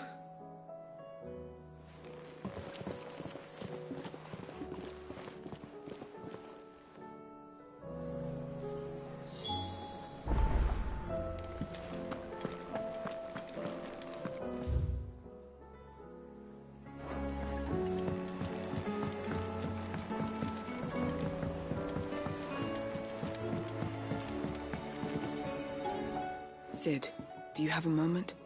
By all means. It's my old master. Seems there's no escaping her. She found some way to send me a letter. And something else. Records from a Waluda prison. Seems they were keeping a lot of bearers there. How did she come by such a thing? Finding bearers always was her strong point. And it seems the cells of Balmung Dark are full of them. Foreign captives, the masterless. Bearers no one would miss. And even better for her, bearers with no one to look after them. When ether started lapping at the walls, the jailers fled. Leaving the bearers to be liberated by whoever happened to come along next. Sid, I'd like to believe that I've earned your trust by now. And while I'm well aware that you've forbidden Cursebreakers from traveling to Waloed, I can't let those bearers die in their cells. I'd rather risk shipwreck on the Shadow Coast than leave them to starve. We'll be needing the Enterprise if we're going to navigate the Narrow. Does that mean... I'm making an exception, but we travel together. And we stay no longer than we have to. Ash is an inhospitable place at the best of times. We save as many as we can, and we leave. Thank you, Sid. There was a name in the prison register. A name from my past. Chadwick. Another of my former master's protégés. A gifted soldier, and the closest thing I had to family. The thought of him held captive in that place. He must be very important to you. He was. Is. Then we find him. The entrance to the prison lies in the shadow of Ravenwit walls, just beyond the portcullis. We should head life to save. As do I, Doris.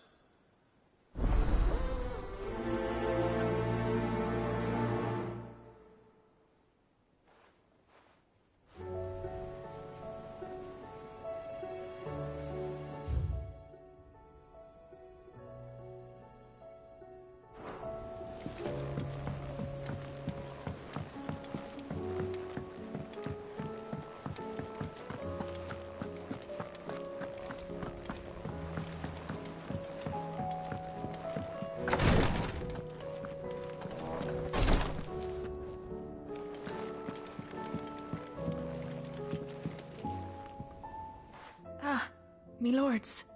How are you feeling? Well, thank you. Is something wrong? Wrong? No, nothing like that. What it is, Go on, please.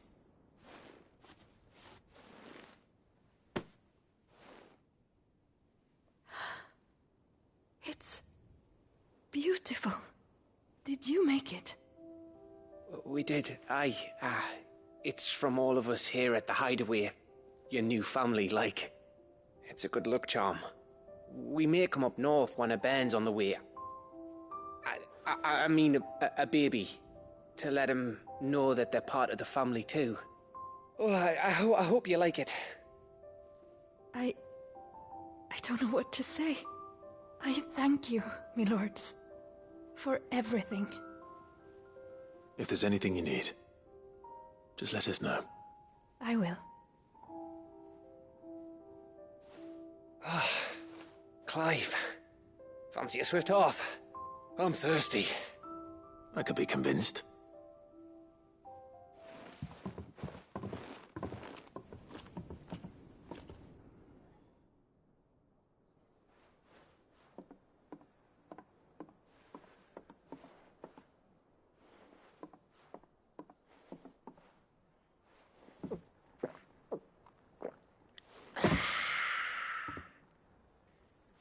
Don't you think you've had enough? No, we're celebrating. I'm gonna be a father. I think Edda might have something to say about that. You know what I mean. Bit of light in these dark times.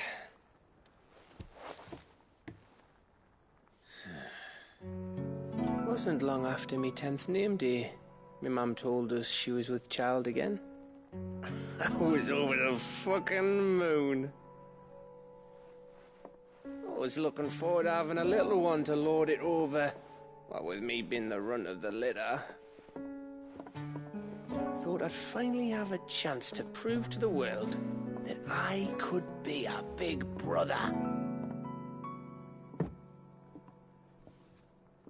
Imperials came the day she went into labour. Had myself a baby sister. And then I didn't. Me whole family gone in a blink, while I hid in the cellar like the spineless little arsehole I was. Great brother I turned out to be.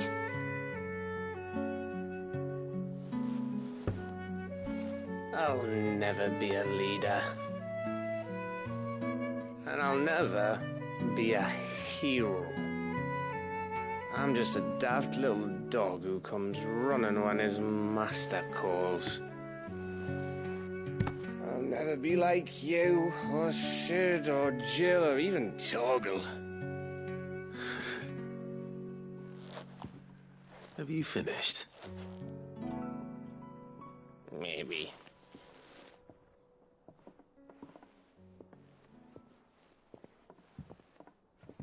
Do you know why you're our best scout? Because you don't need anyone to hold your hand. Without your resourcefulness, your courage, your determination, I don't know where we'd be. Maybe hanging off a cliff like, That was only the once. Exactly. You learned from it. And here you are after Founder knows how many missions, stronger for everyone. And let's not forget Rosalith. Who was it who freed me from the dungeon? Who was it who ran to Jill's rescue? That would be me. Because you're our brother, Gav. My brother.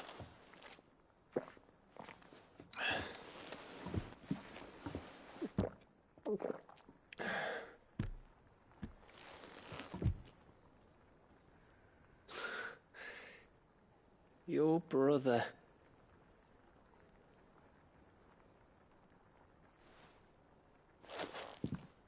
Which means that when the time comes, I get your room.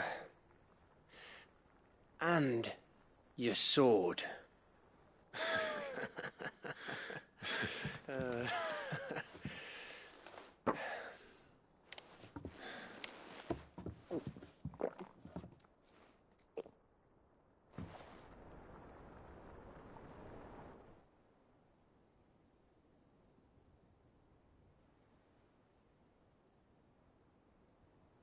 I may have had one too many.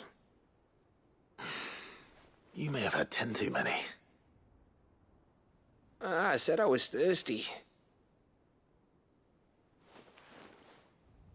Better get back to work anyway. After I walk this off. Clive? What is it? Thanks for, you know. I know.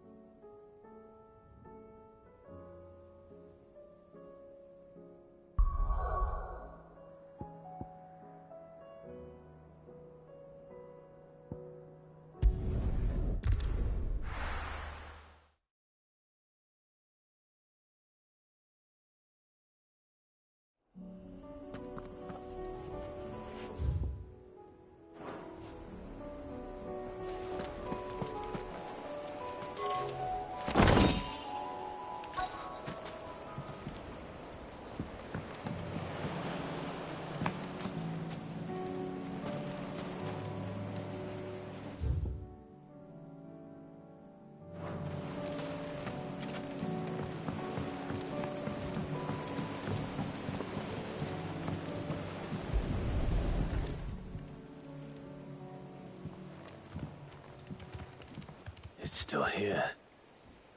After all these years. A lot smaller than I remember. And you're a lot bigger. You might have to swim, boy.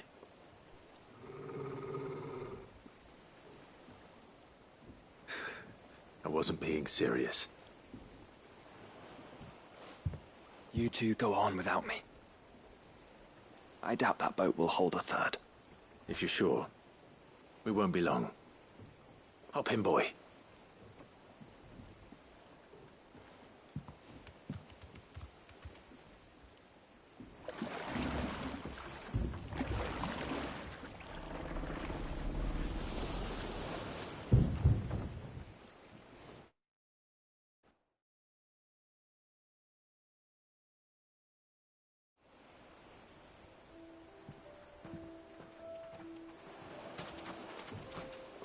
place hasn't changed at all. The rookery's right through those trees. Come on. Race, you there? I bet I could still beat you.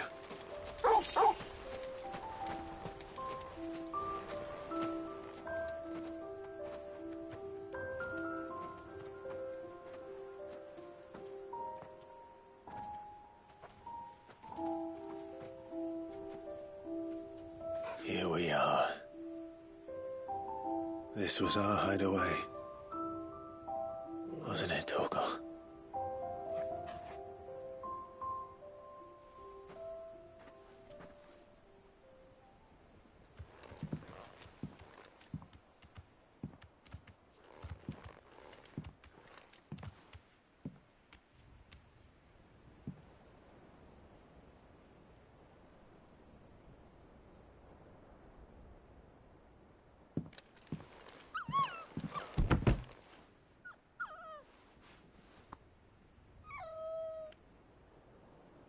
Coming here helped me to forget who I was.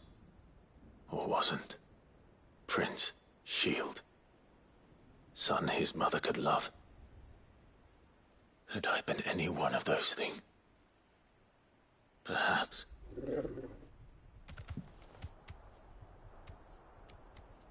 What is it, boy?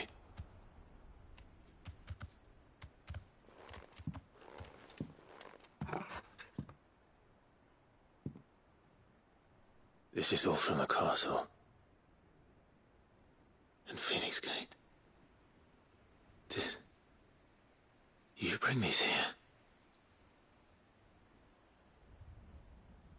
My sparring sword.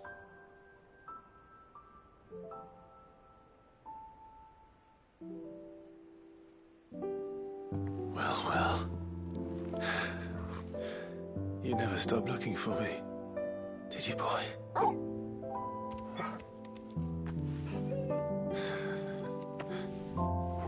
Thank you, Torgal. For never giving up. For never forgetting.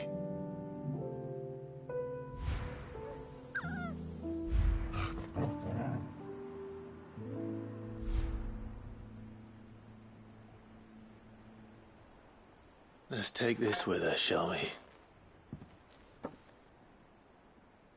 So I don't forget either.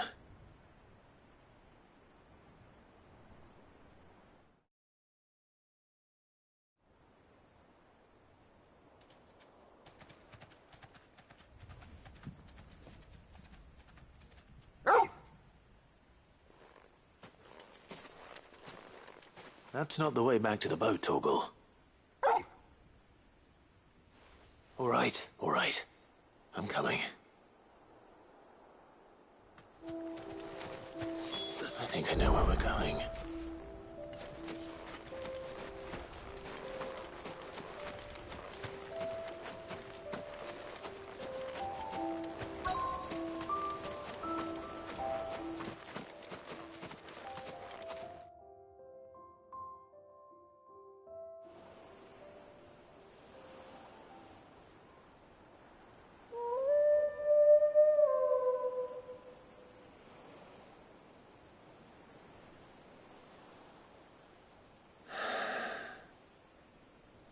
People always talk about the importance of putting the past behind you.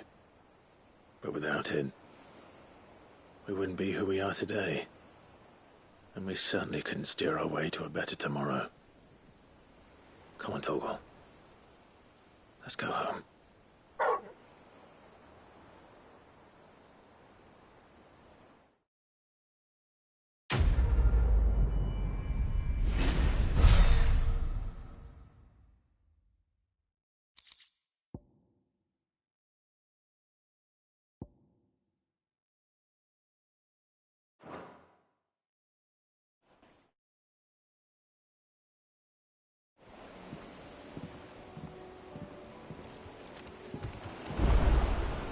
Sorry for the wait. We're ready.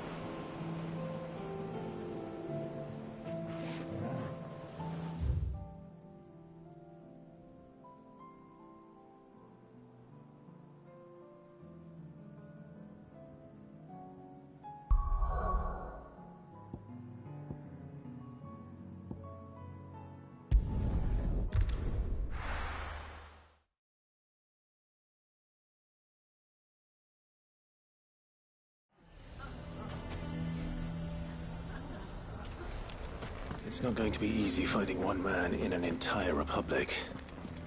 Let's hope someone here's seen. Here to help me pack? Thanks, but I'll be traveling light. I'm almost finished already, in fact. You're really going to go through with this, then? I am. But before I go, there is one small issue I'd like your assistance with. Well, two, in fact.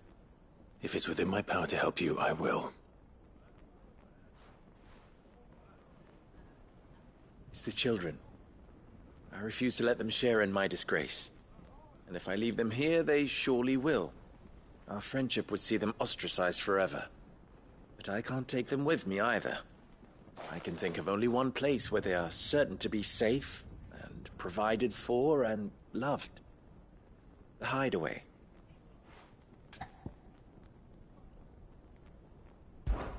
Of course. The children would be more than welcome. Thank you, Clive. I will not forget this. Lubor, are you still here? What is it, Ferda? You look pale. There's been a flood in the Velcroy, a damn big one. The League of Outlaws encampment was completely submerged in ether. What?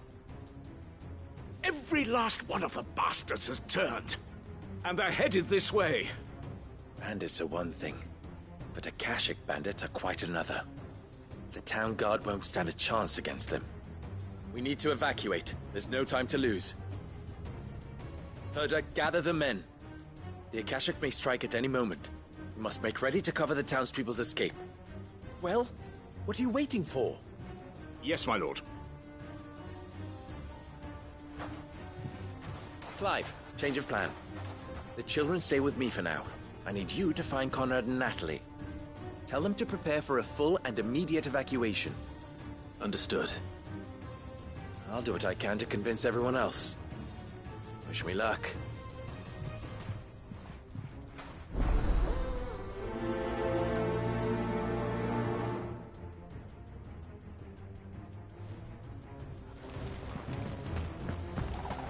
What's in it? You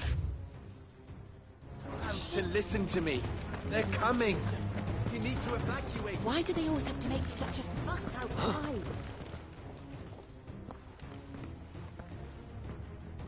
Ah, it's you. What do you want, Lord Underhill? To pass on an important message. There's been an ether flood out in the Velcroy.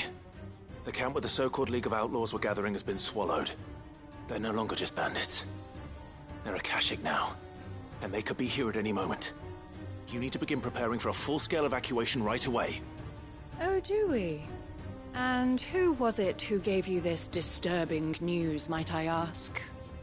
Lubor, perhaps? The man spreading the same poison out in the square as we speak. You may believe his lies, my lord, but we know better. But why would he lie about something like this? Some twisted attempt at revenge, perhaps. If he had not been unmasked, he may well have been elected our leader. A great honor for one of his kind. One he might well feel aggrieved at having been denied. Lord Underhill, forgive me, but it has become all too evident where your sympathies lie. Lubor cannot be trusted, and neither, therefore, can you. You may not trust me, but for the sake of your people, ask yourselves if there is any chance that this is true. There isn't. You can be certain of that. Now be off with you. You're making a mistake. Come, Clive. If our words will not move them, then we must find another way to help save the town. You're right. Let's speak to Lord Ferda.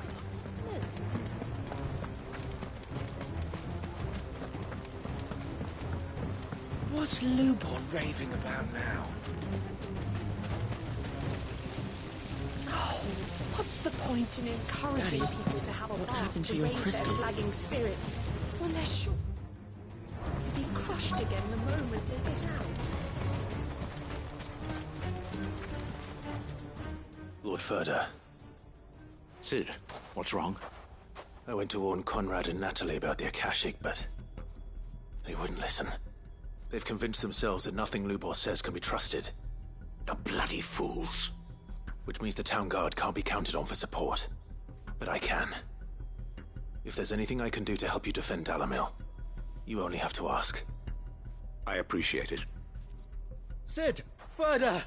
I've been looking for you everywhere. Victor? I thought you'd left. I couldn't abandon a friend in need. And Lubor is in need at this very moment. Come quickly.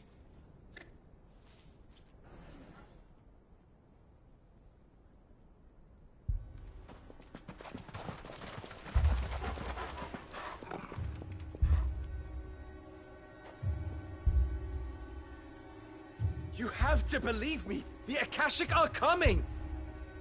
They don't eat, they don't sleep, they don't tire, and they don't care who they kill. They're unlike anything that's come before. There won't be no parley, no mercy granted. We may have saved the town once, but this is different. I do not ask that you forgive me, but please believe me. If you do not run, you will die. You will all fucking die!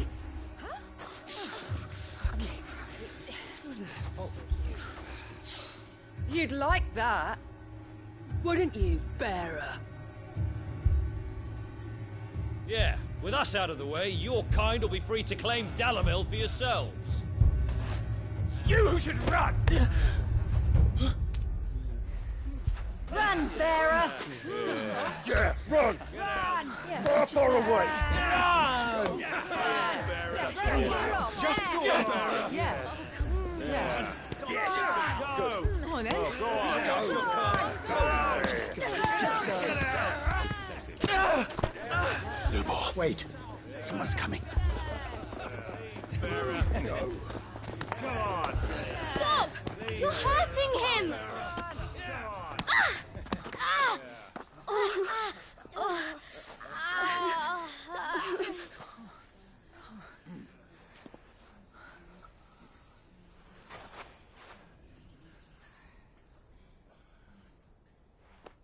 What did Lubor ever do to you? He solves all your stupid problems, and he keeps all of you safe. You know there's nothing he wouldn't do for this town. Who was it who made that cleaver you use every day, Conrad? And what about your counting table, Natalie? Who fixed that?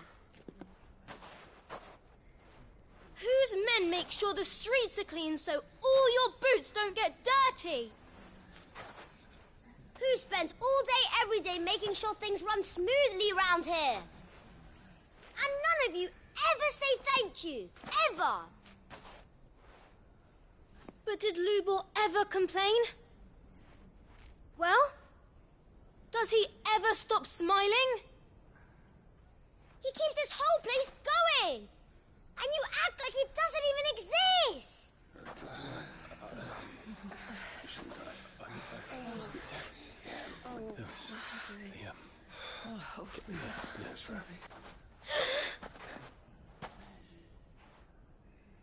Lubor, we have heard enough.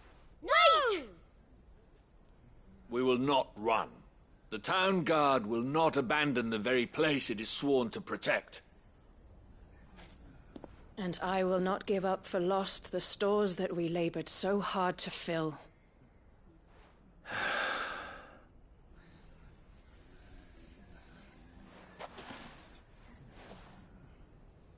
So tell us, how do you propose we deal with these Akashic of yours?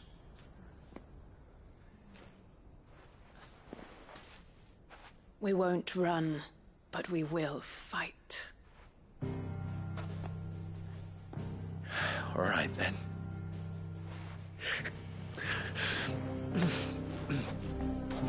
Fine.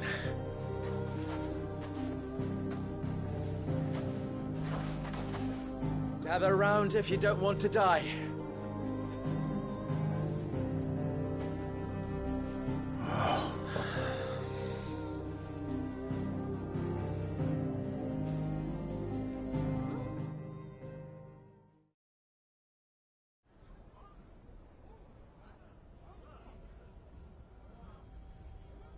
Allow me to explain the situation. The ether flood occurred near the village of Cheratina, deep in the Velcroy. The place had been abandoned for years, until the League of Outlaws decided to make it their base of operations. Now they're all turned, and if the scouts' reports are correct, heading in this direction. They are mindless monsters, driven only by hate and rage, and they are utterly unpredictable.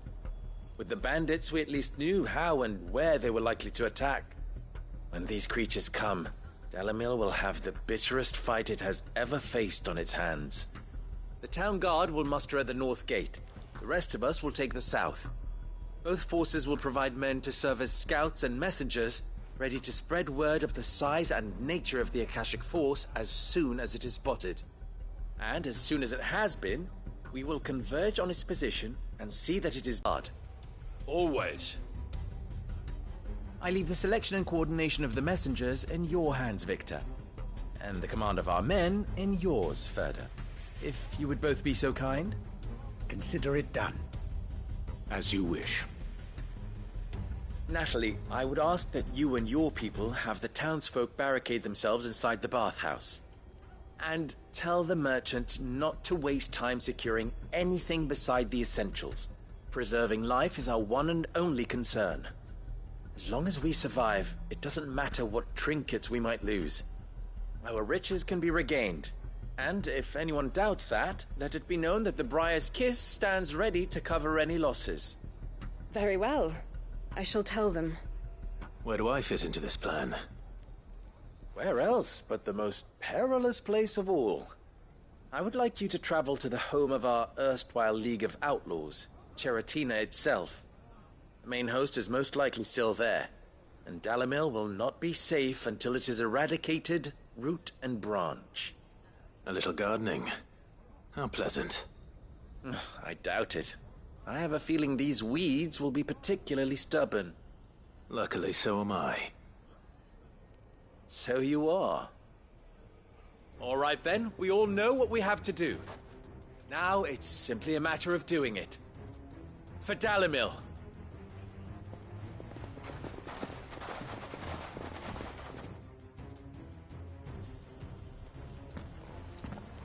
Looks like everyone's ready. I'd better.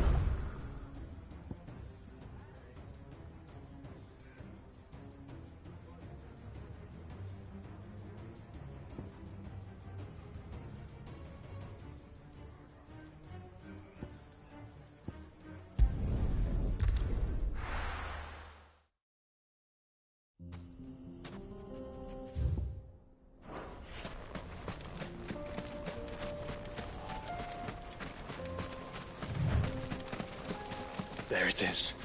The flood. But what's waiting for us inside?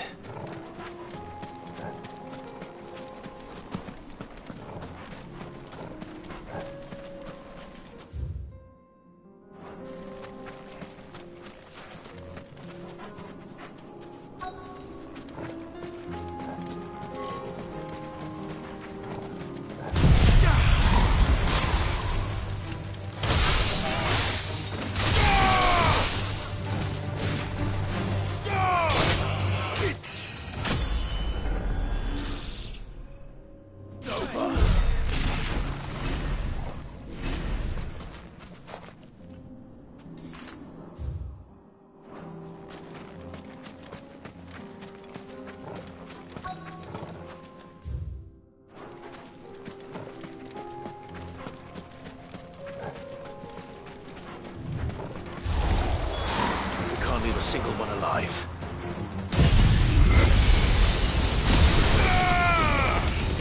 Enough.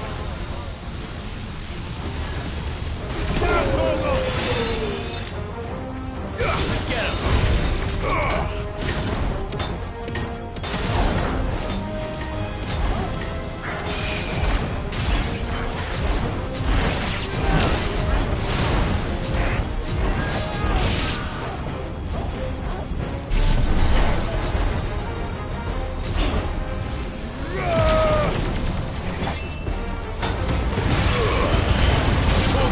Kill!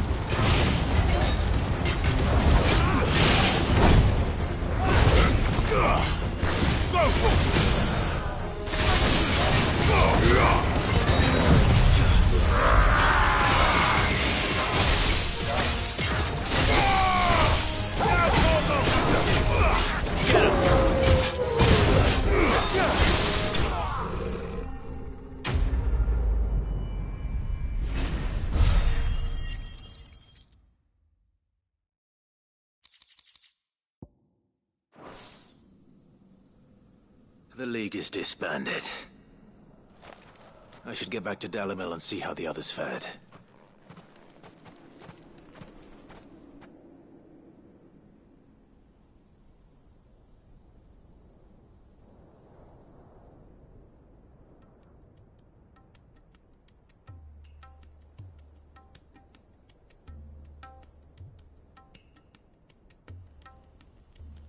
All the Akashic we were able to find have been dealt with. Seems that might be the last of them. Last of them here, perhaps.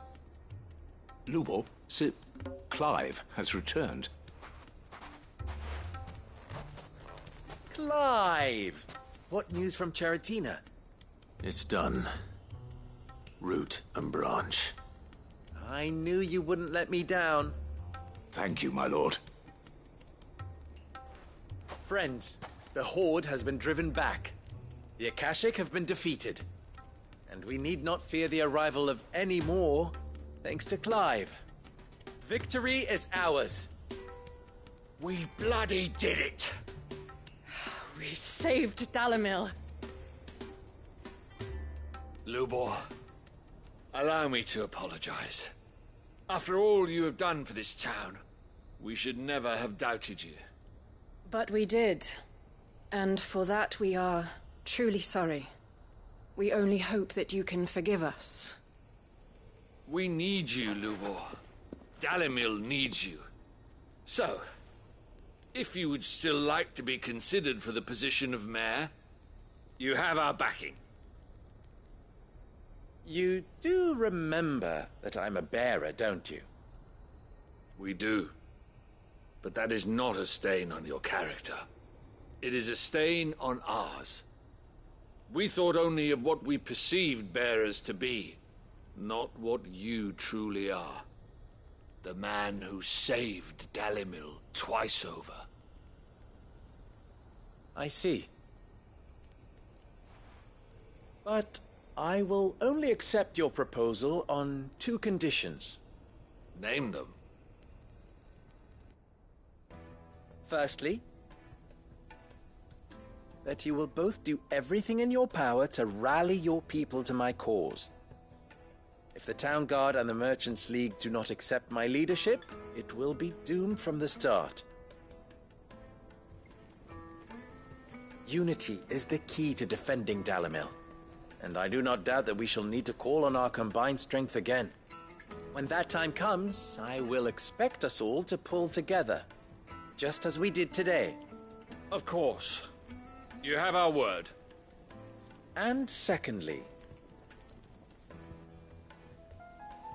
you will accept that if I am to lead you, the mistreatment of bearers must end here in Dalimil. Any bearer within our walls shall be afforded the same rights as any other citizen. They will not be judged by what they are, but who they are. As we failed to do, and came so close to losing everything. We agree to your conditions. And we have only one in return. That you continue to work for the good of Dalimil, as you always have. Condition accepted.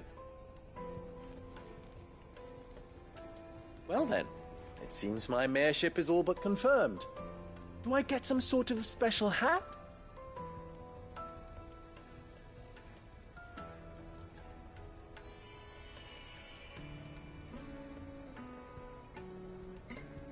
How fickle fate can be. Not so long ago, I had resigned myself to leaving Dalimil in disgrace. And now, I find myself her leader. Here. For everything.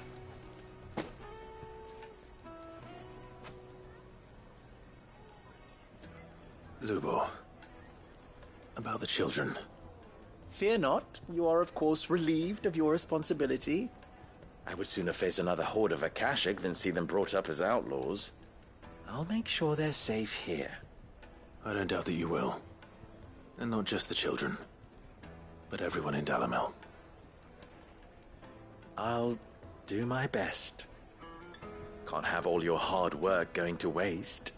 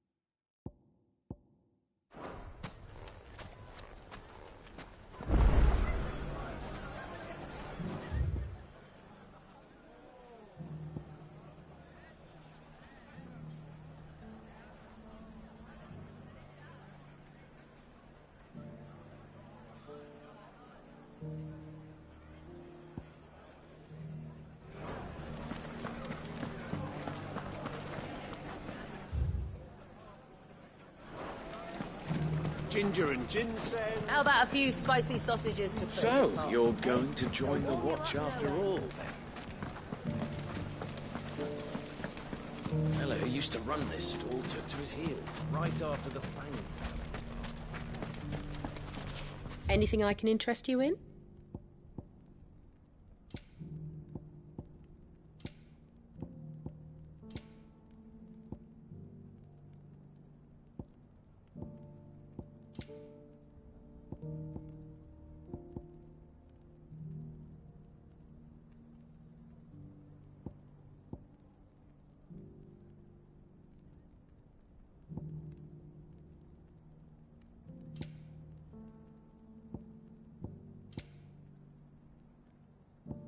Fare you well. Nothing to report.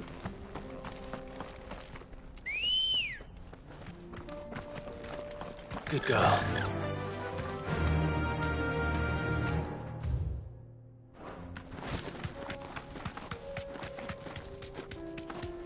Someone's got himself in trouble.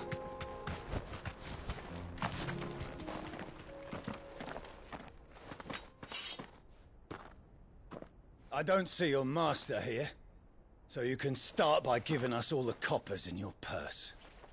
I already told you, I have nothing. Then maybe we'll take that pretty outfit and the steel you're wearing. Please! These men are trying to rob me! I'll deal with this. Thank you. You that one's master, then?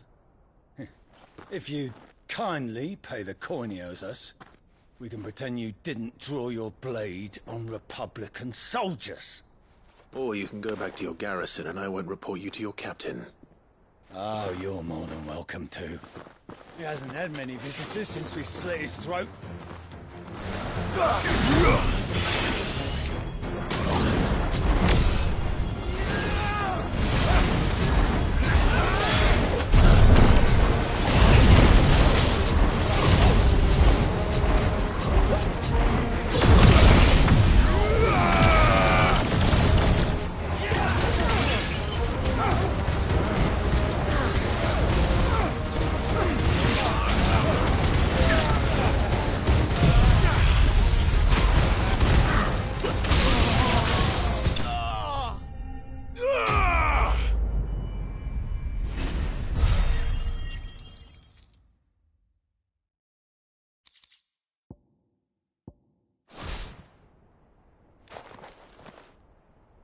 I'd expect as much from Hugo's faithful, but these were men of the fist. Much has changed in the Republican army since they lost their rock. You've seen this kind of thing before, then? Many times. I was sent here to observe the situation. You're one of Rutherford's men. He sent me to look for you. Well, then you have my thanks. I fancy I could defend myself against one, perhaps two, but a whole regiment. I arrived in Dalimil several days ago, but when I called upon the captain of the local garrison to make inquiries, his men confiscated my effects and locked me in a cell. The captain is no more, and his men make the rules now. Fortunately, I was able to bribe my way free. Only to be stopped again by those soldiers you so kindly dispatched. What of the Fist's Central Command? Surely they wouldn't allow such lawlessness amongst their ranks. I would imagine they are unaware of it. Most of the army has fallen back to the capital and hunkered down behind her walls.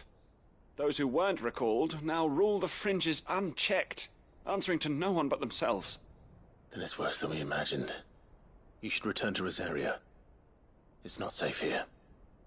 I'll find a caravan heading north. You won't mind if I borrow one of these soldiers' coin purses?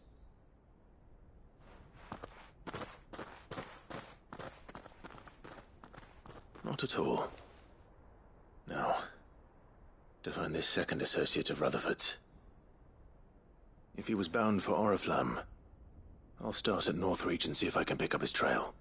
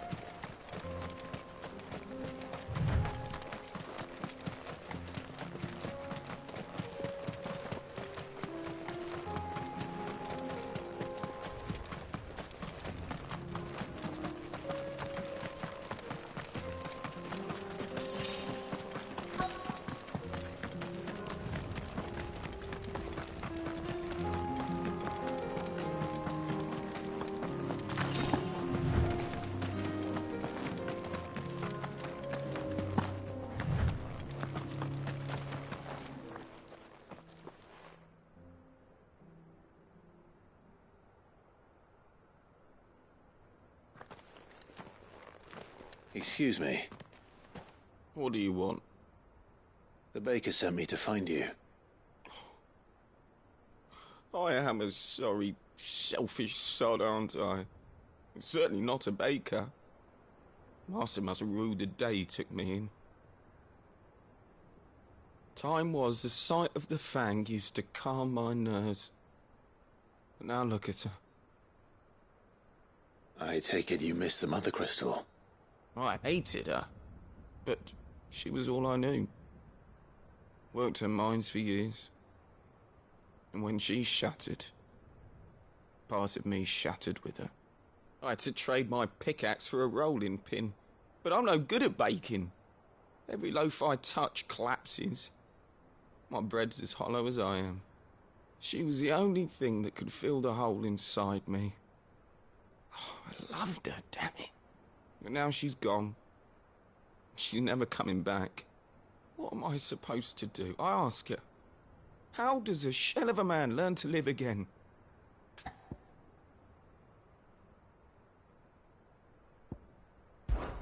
Try to remember the good times. Do that, and the Mother Crystal will be with you no matter where you are. Even in the bakery? What a fool I've been. Thank you, my friend, thank you. You've opened my eyes. I have to get back there right away. Farewell! Wait.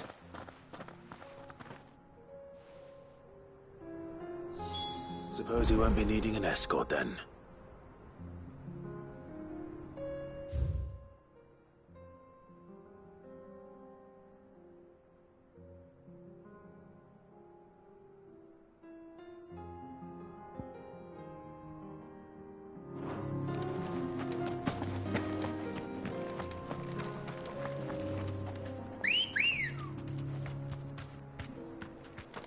Good girl.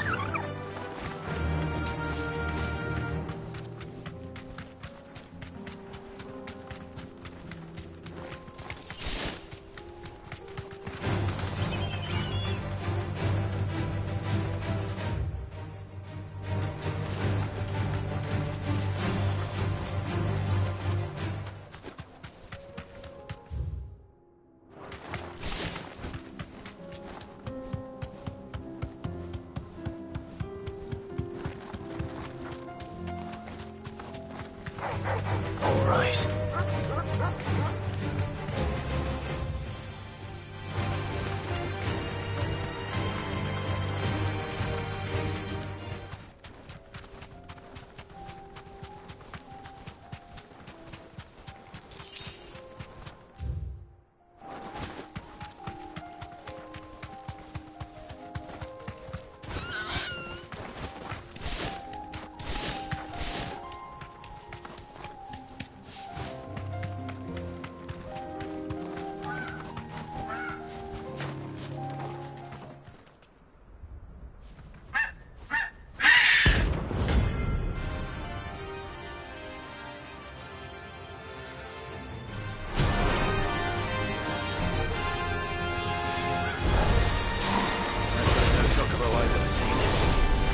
Tells me it won't be easy to run it. Smoke torch!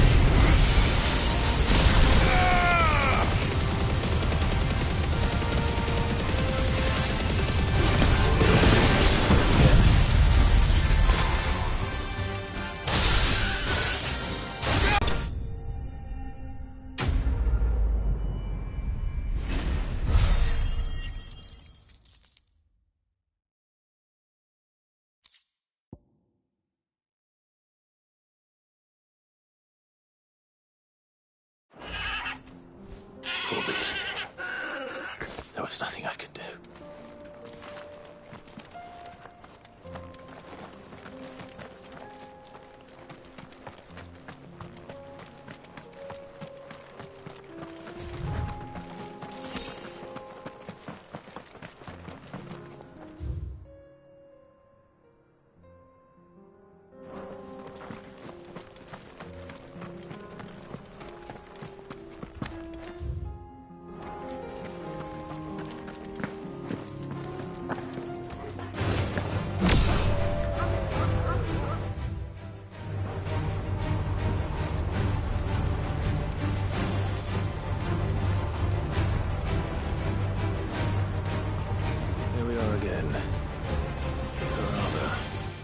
If you were a tortoise, Torgor, where would you hide?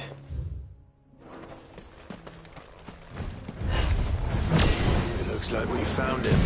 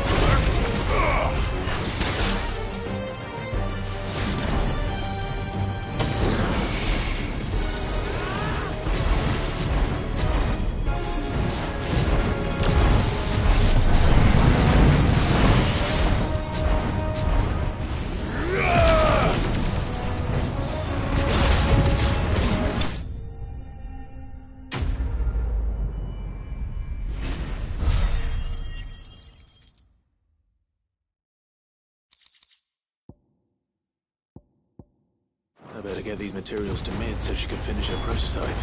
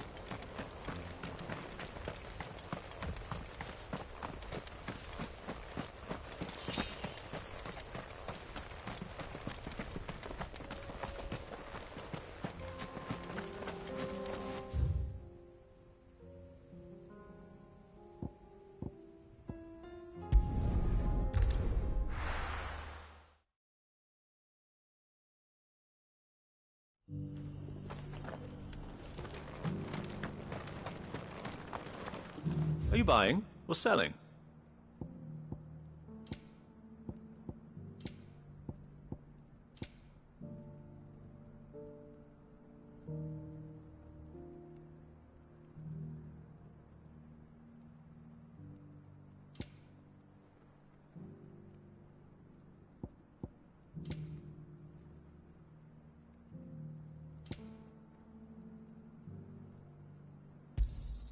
Of course.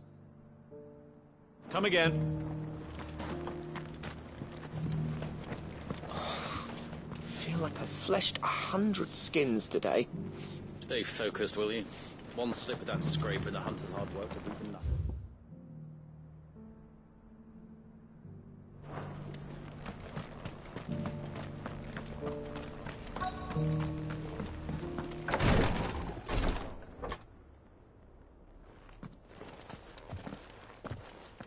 Your Grace, my lord, I trust your journey was not overly onerous. Cyril, you found a letter from Father? Yes, I have it here.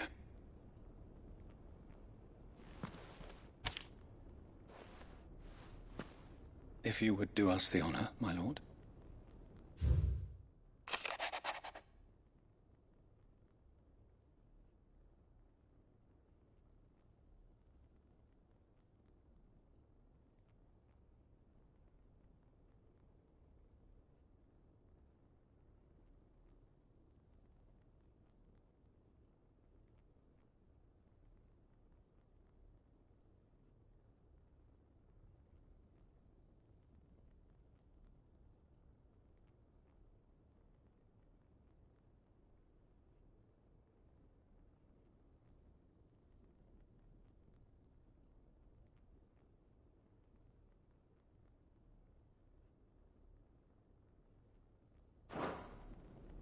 An inheritance. It would seem the late Archduke penned this missive shortly before his passing. The day before we left for Phoenix Gate. What are these plans he spoke of? His plans for the duchy, Your Grace. Your father entrusted them to my predecessor, the former bearer of the Burning Quill, who entrusted them in turn to me. The complete emancipation of bearers is their stated aim. But your father's dream did not end there. His Grace also spoke of building hospices to care for those stricken by the curse, and the founding of a new university to further the development of non-magical technologies. With the blight spreading ever more widely across the twins, Archduke Elwyn saw this as the only means of securing Rosaria's survival. When wisdom overturned, small wonder he did not think it achievable within his lifetime. But he thought it achievable nonetheless. Had he not, he would never have written this message.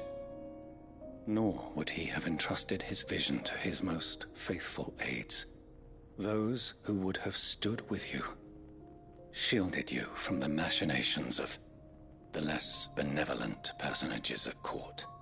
It's a pity only they are still with us. 'Tis true that those most loyal to your father were the first to suffer the Duchess's wrath.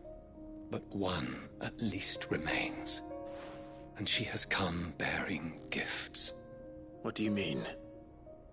Mayhap it is better that she explain, my lord. After all, the duties entrusted to me by my predecessor extended only to recovering His Grace's will and arranging a meeting with the one who might execute it, or a part of it, at least. And where is this woman? She awaits you in the archive, Your Grace. Thank you, Cyril. Shall we then?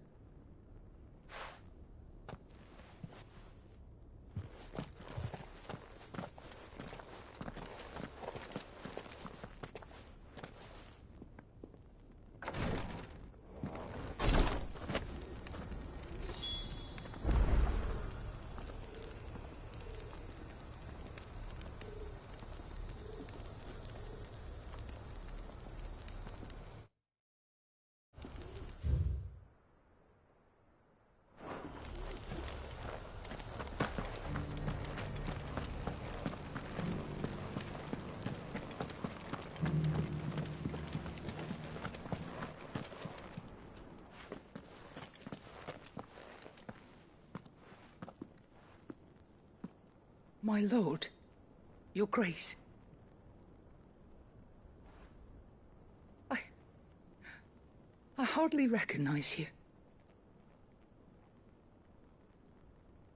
I am Goditha, retainer of House Rosfield, loyal servant to the Phoenix and his shields.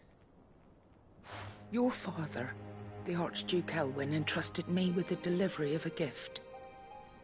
I only hope you can forgive my tardiness in bringing it to you. Lift up your head, Lady Goditha.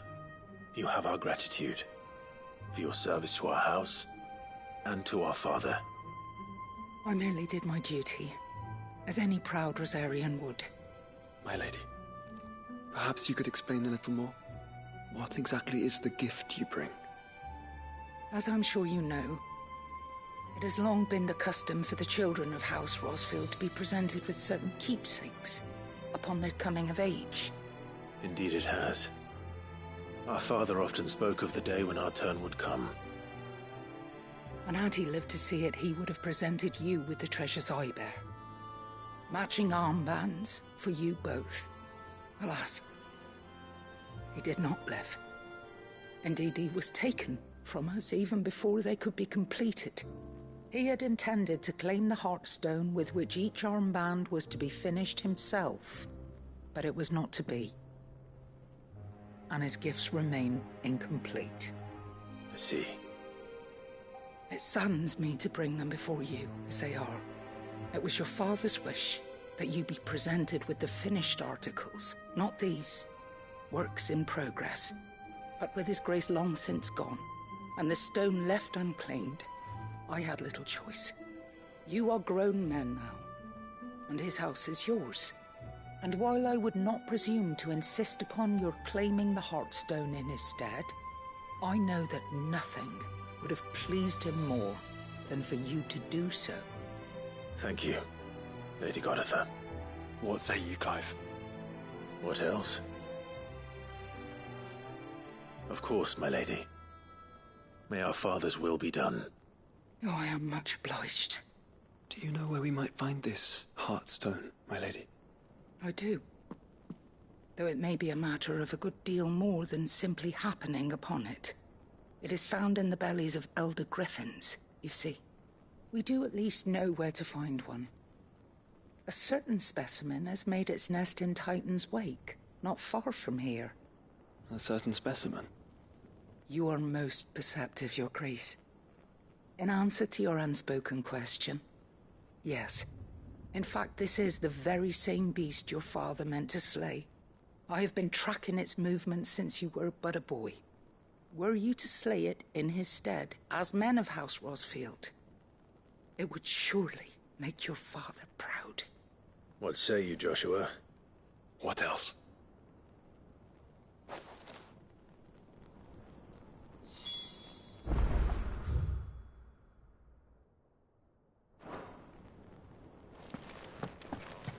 Titan's Wake is to the south of here.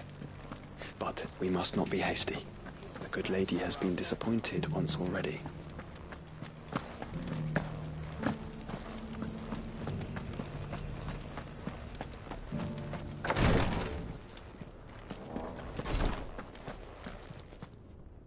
Lord Marquis, if you have a moment. What is it, Cyril? One of our brethren lately journeyed across the strait in order to pursue a new avenue of inquiry in our ongoing investigation. He sent an owl some while ago, but we have heard naught from him since. Was he surveying another fallen ruin? No. The object of his study was a savior cult that has arisen in Ash in recent years. We believe it may have some connection to the Circle of Malleus, an ancient religion that worshipped Ultima as its god. By gaining an understanding of this new faith, we hoped to learn more of the Circle's original beliefs. And so you sent one of your brothers to Ash, a continent teeming with orcs and Akashic. Fully cognizant of the risks, yes. I entrusted the mission to one of the most able of our order, the Third Chair, a master of the arts of combat and survival both. Though he has been silent for some days now, I have thus far refrained from sending any others in search of him, lest they be lost in turn. Yet, it seemed only right to inform you of the situation, given your unique experience of the perils of Ash. For as you so earnestly advised me, it would not do to abandon a man to his fate, when he might yet be saved. It would not. But Ash is a big place. Can you be any more specific? Perhaps. The last owl I received from him mentioned a village where he had heard the cult were wont to assemble. Mickleburg was its name. It lies in the southern reaches of Waloed. If aught ill befell him, I expect it did so there. All right. I'll see what I can do. You are much too kind, my lord. Go then, with my hopes, and may the Firebird's flame ever burn in your heart.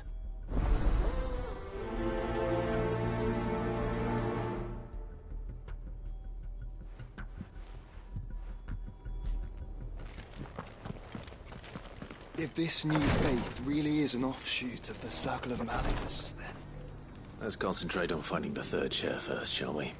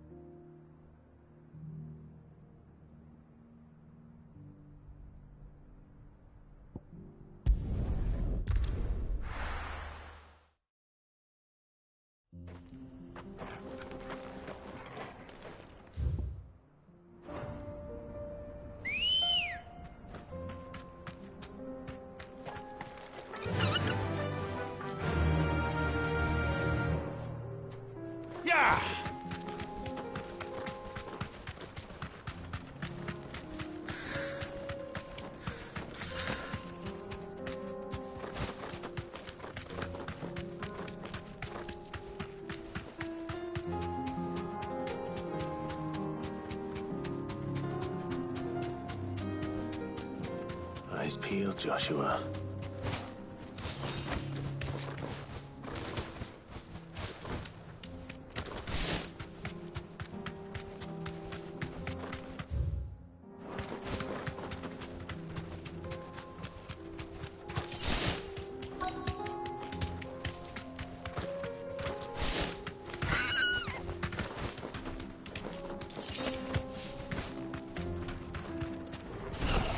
There it is.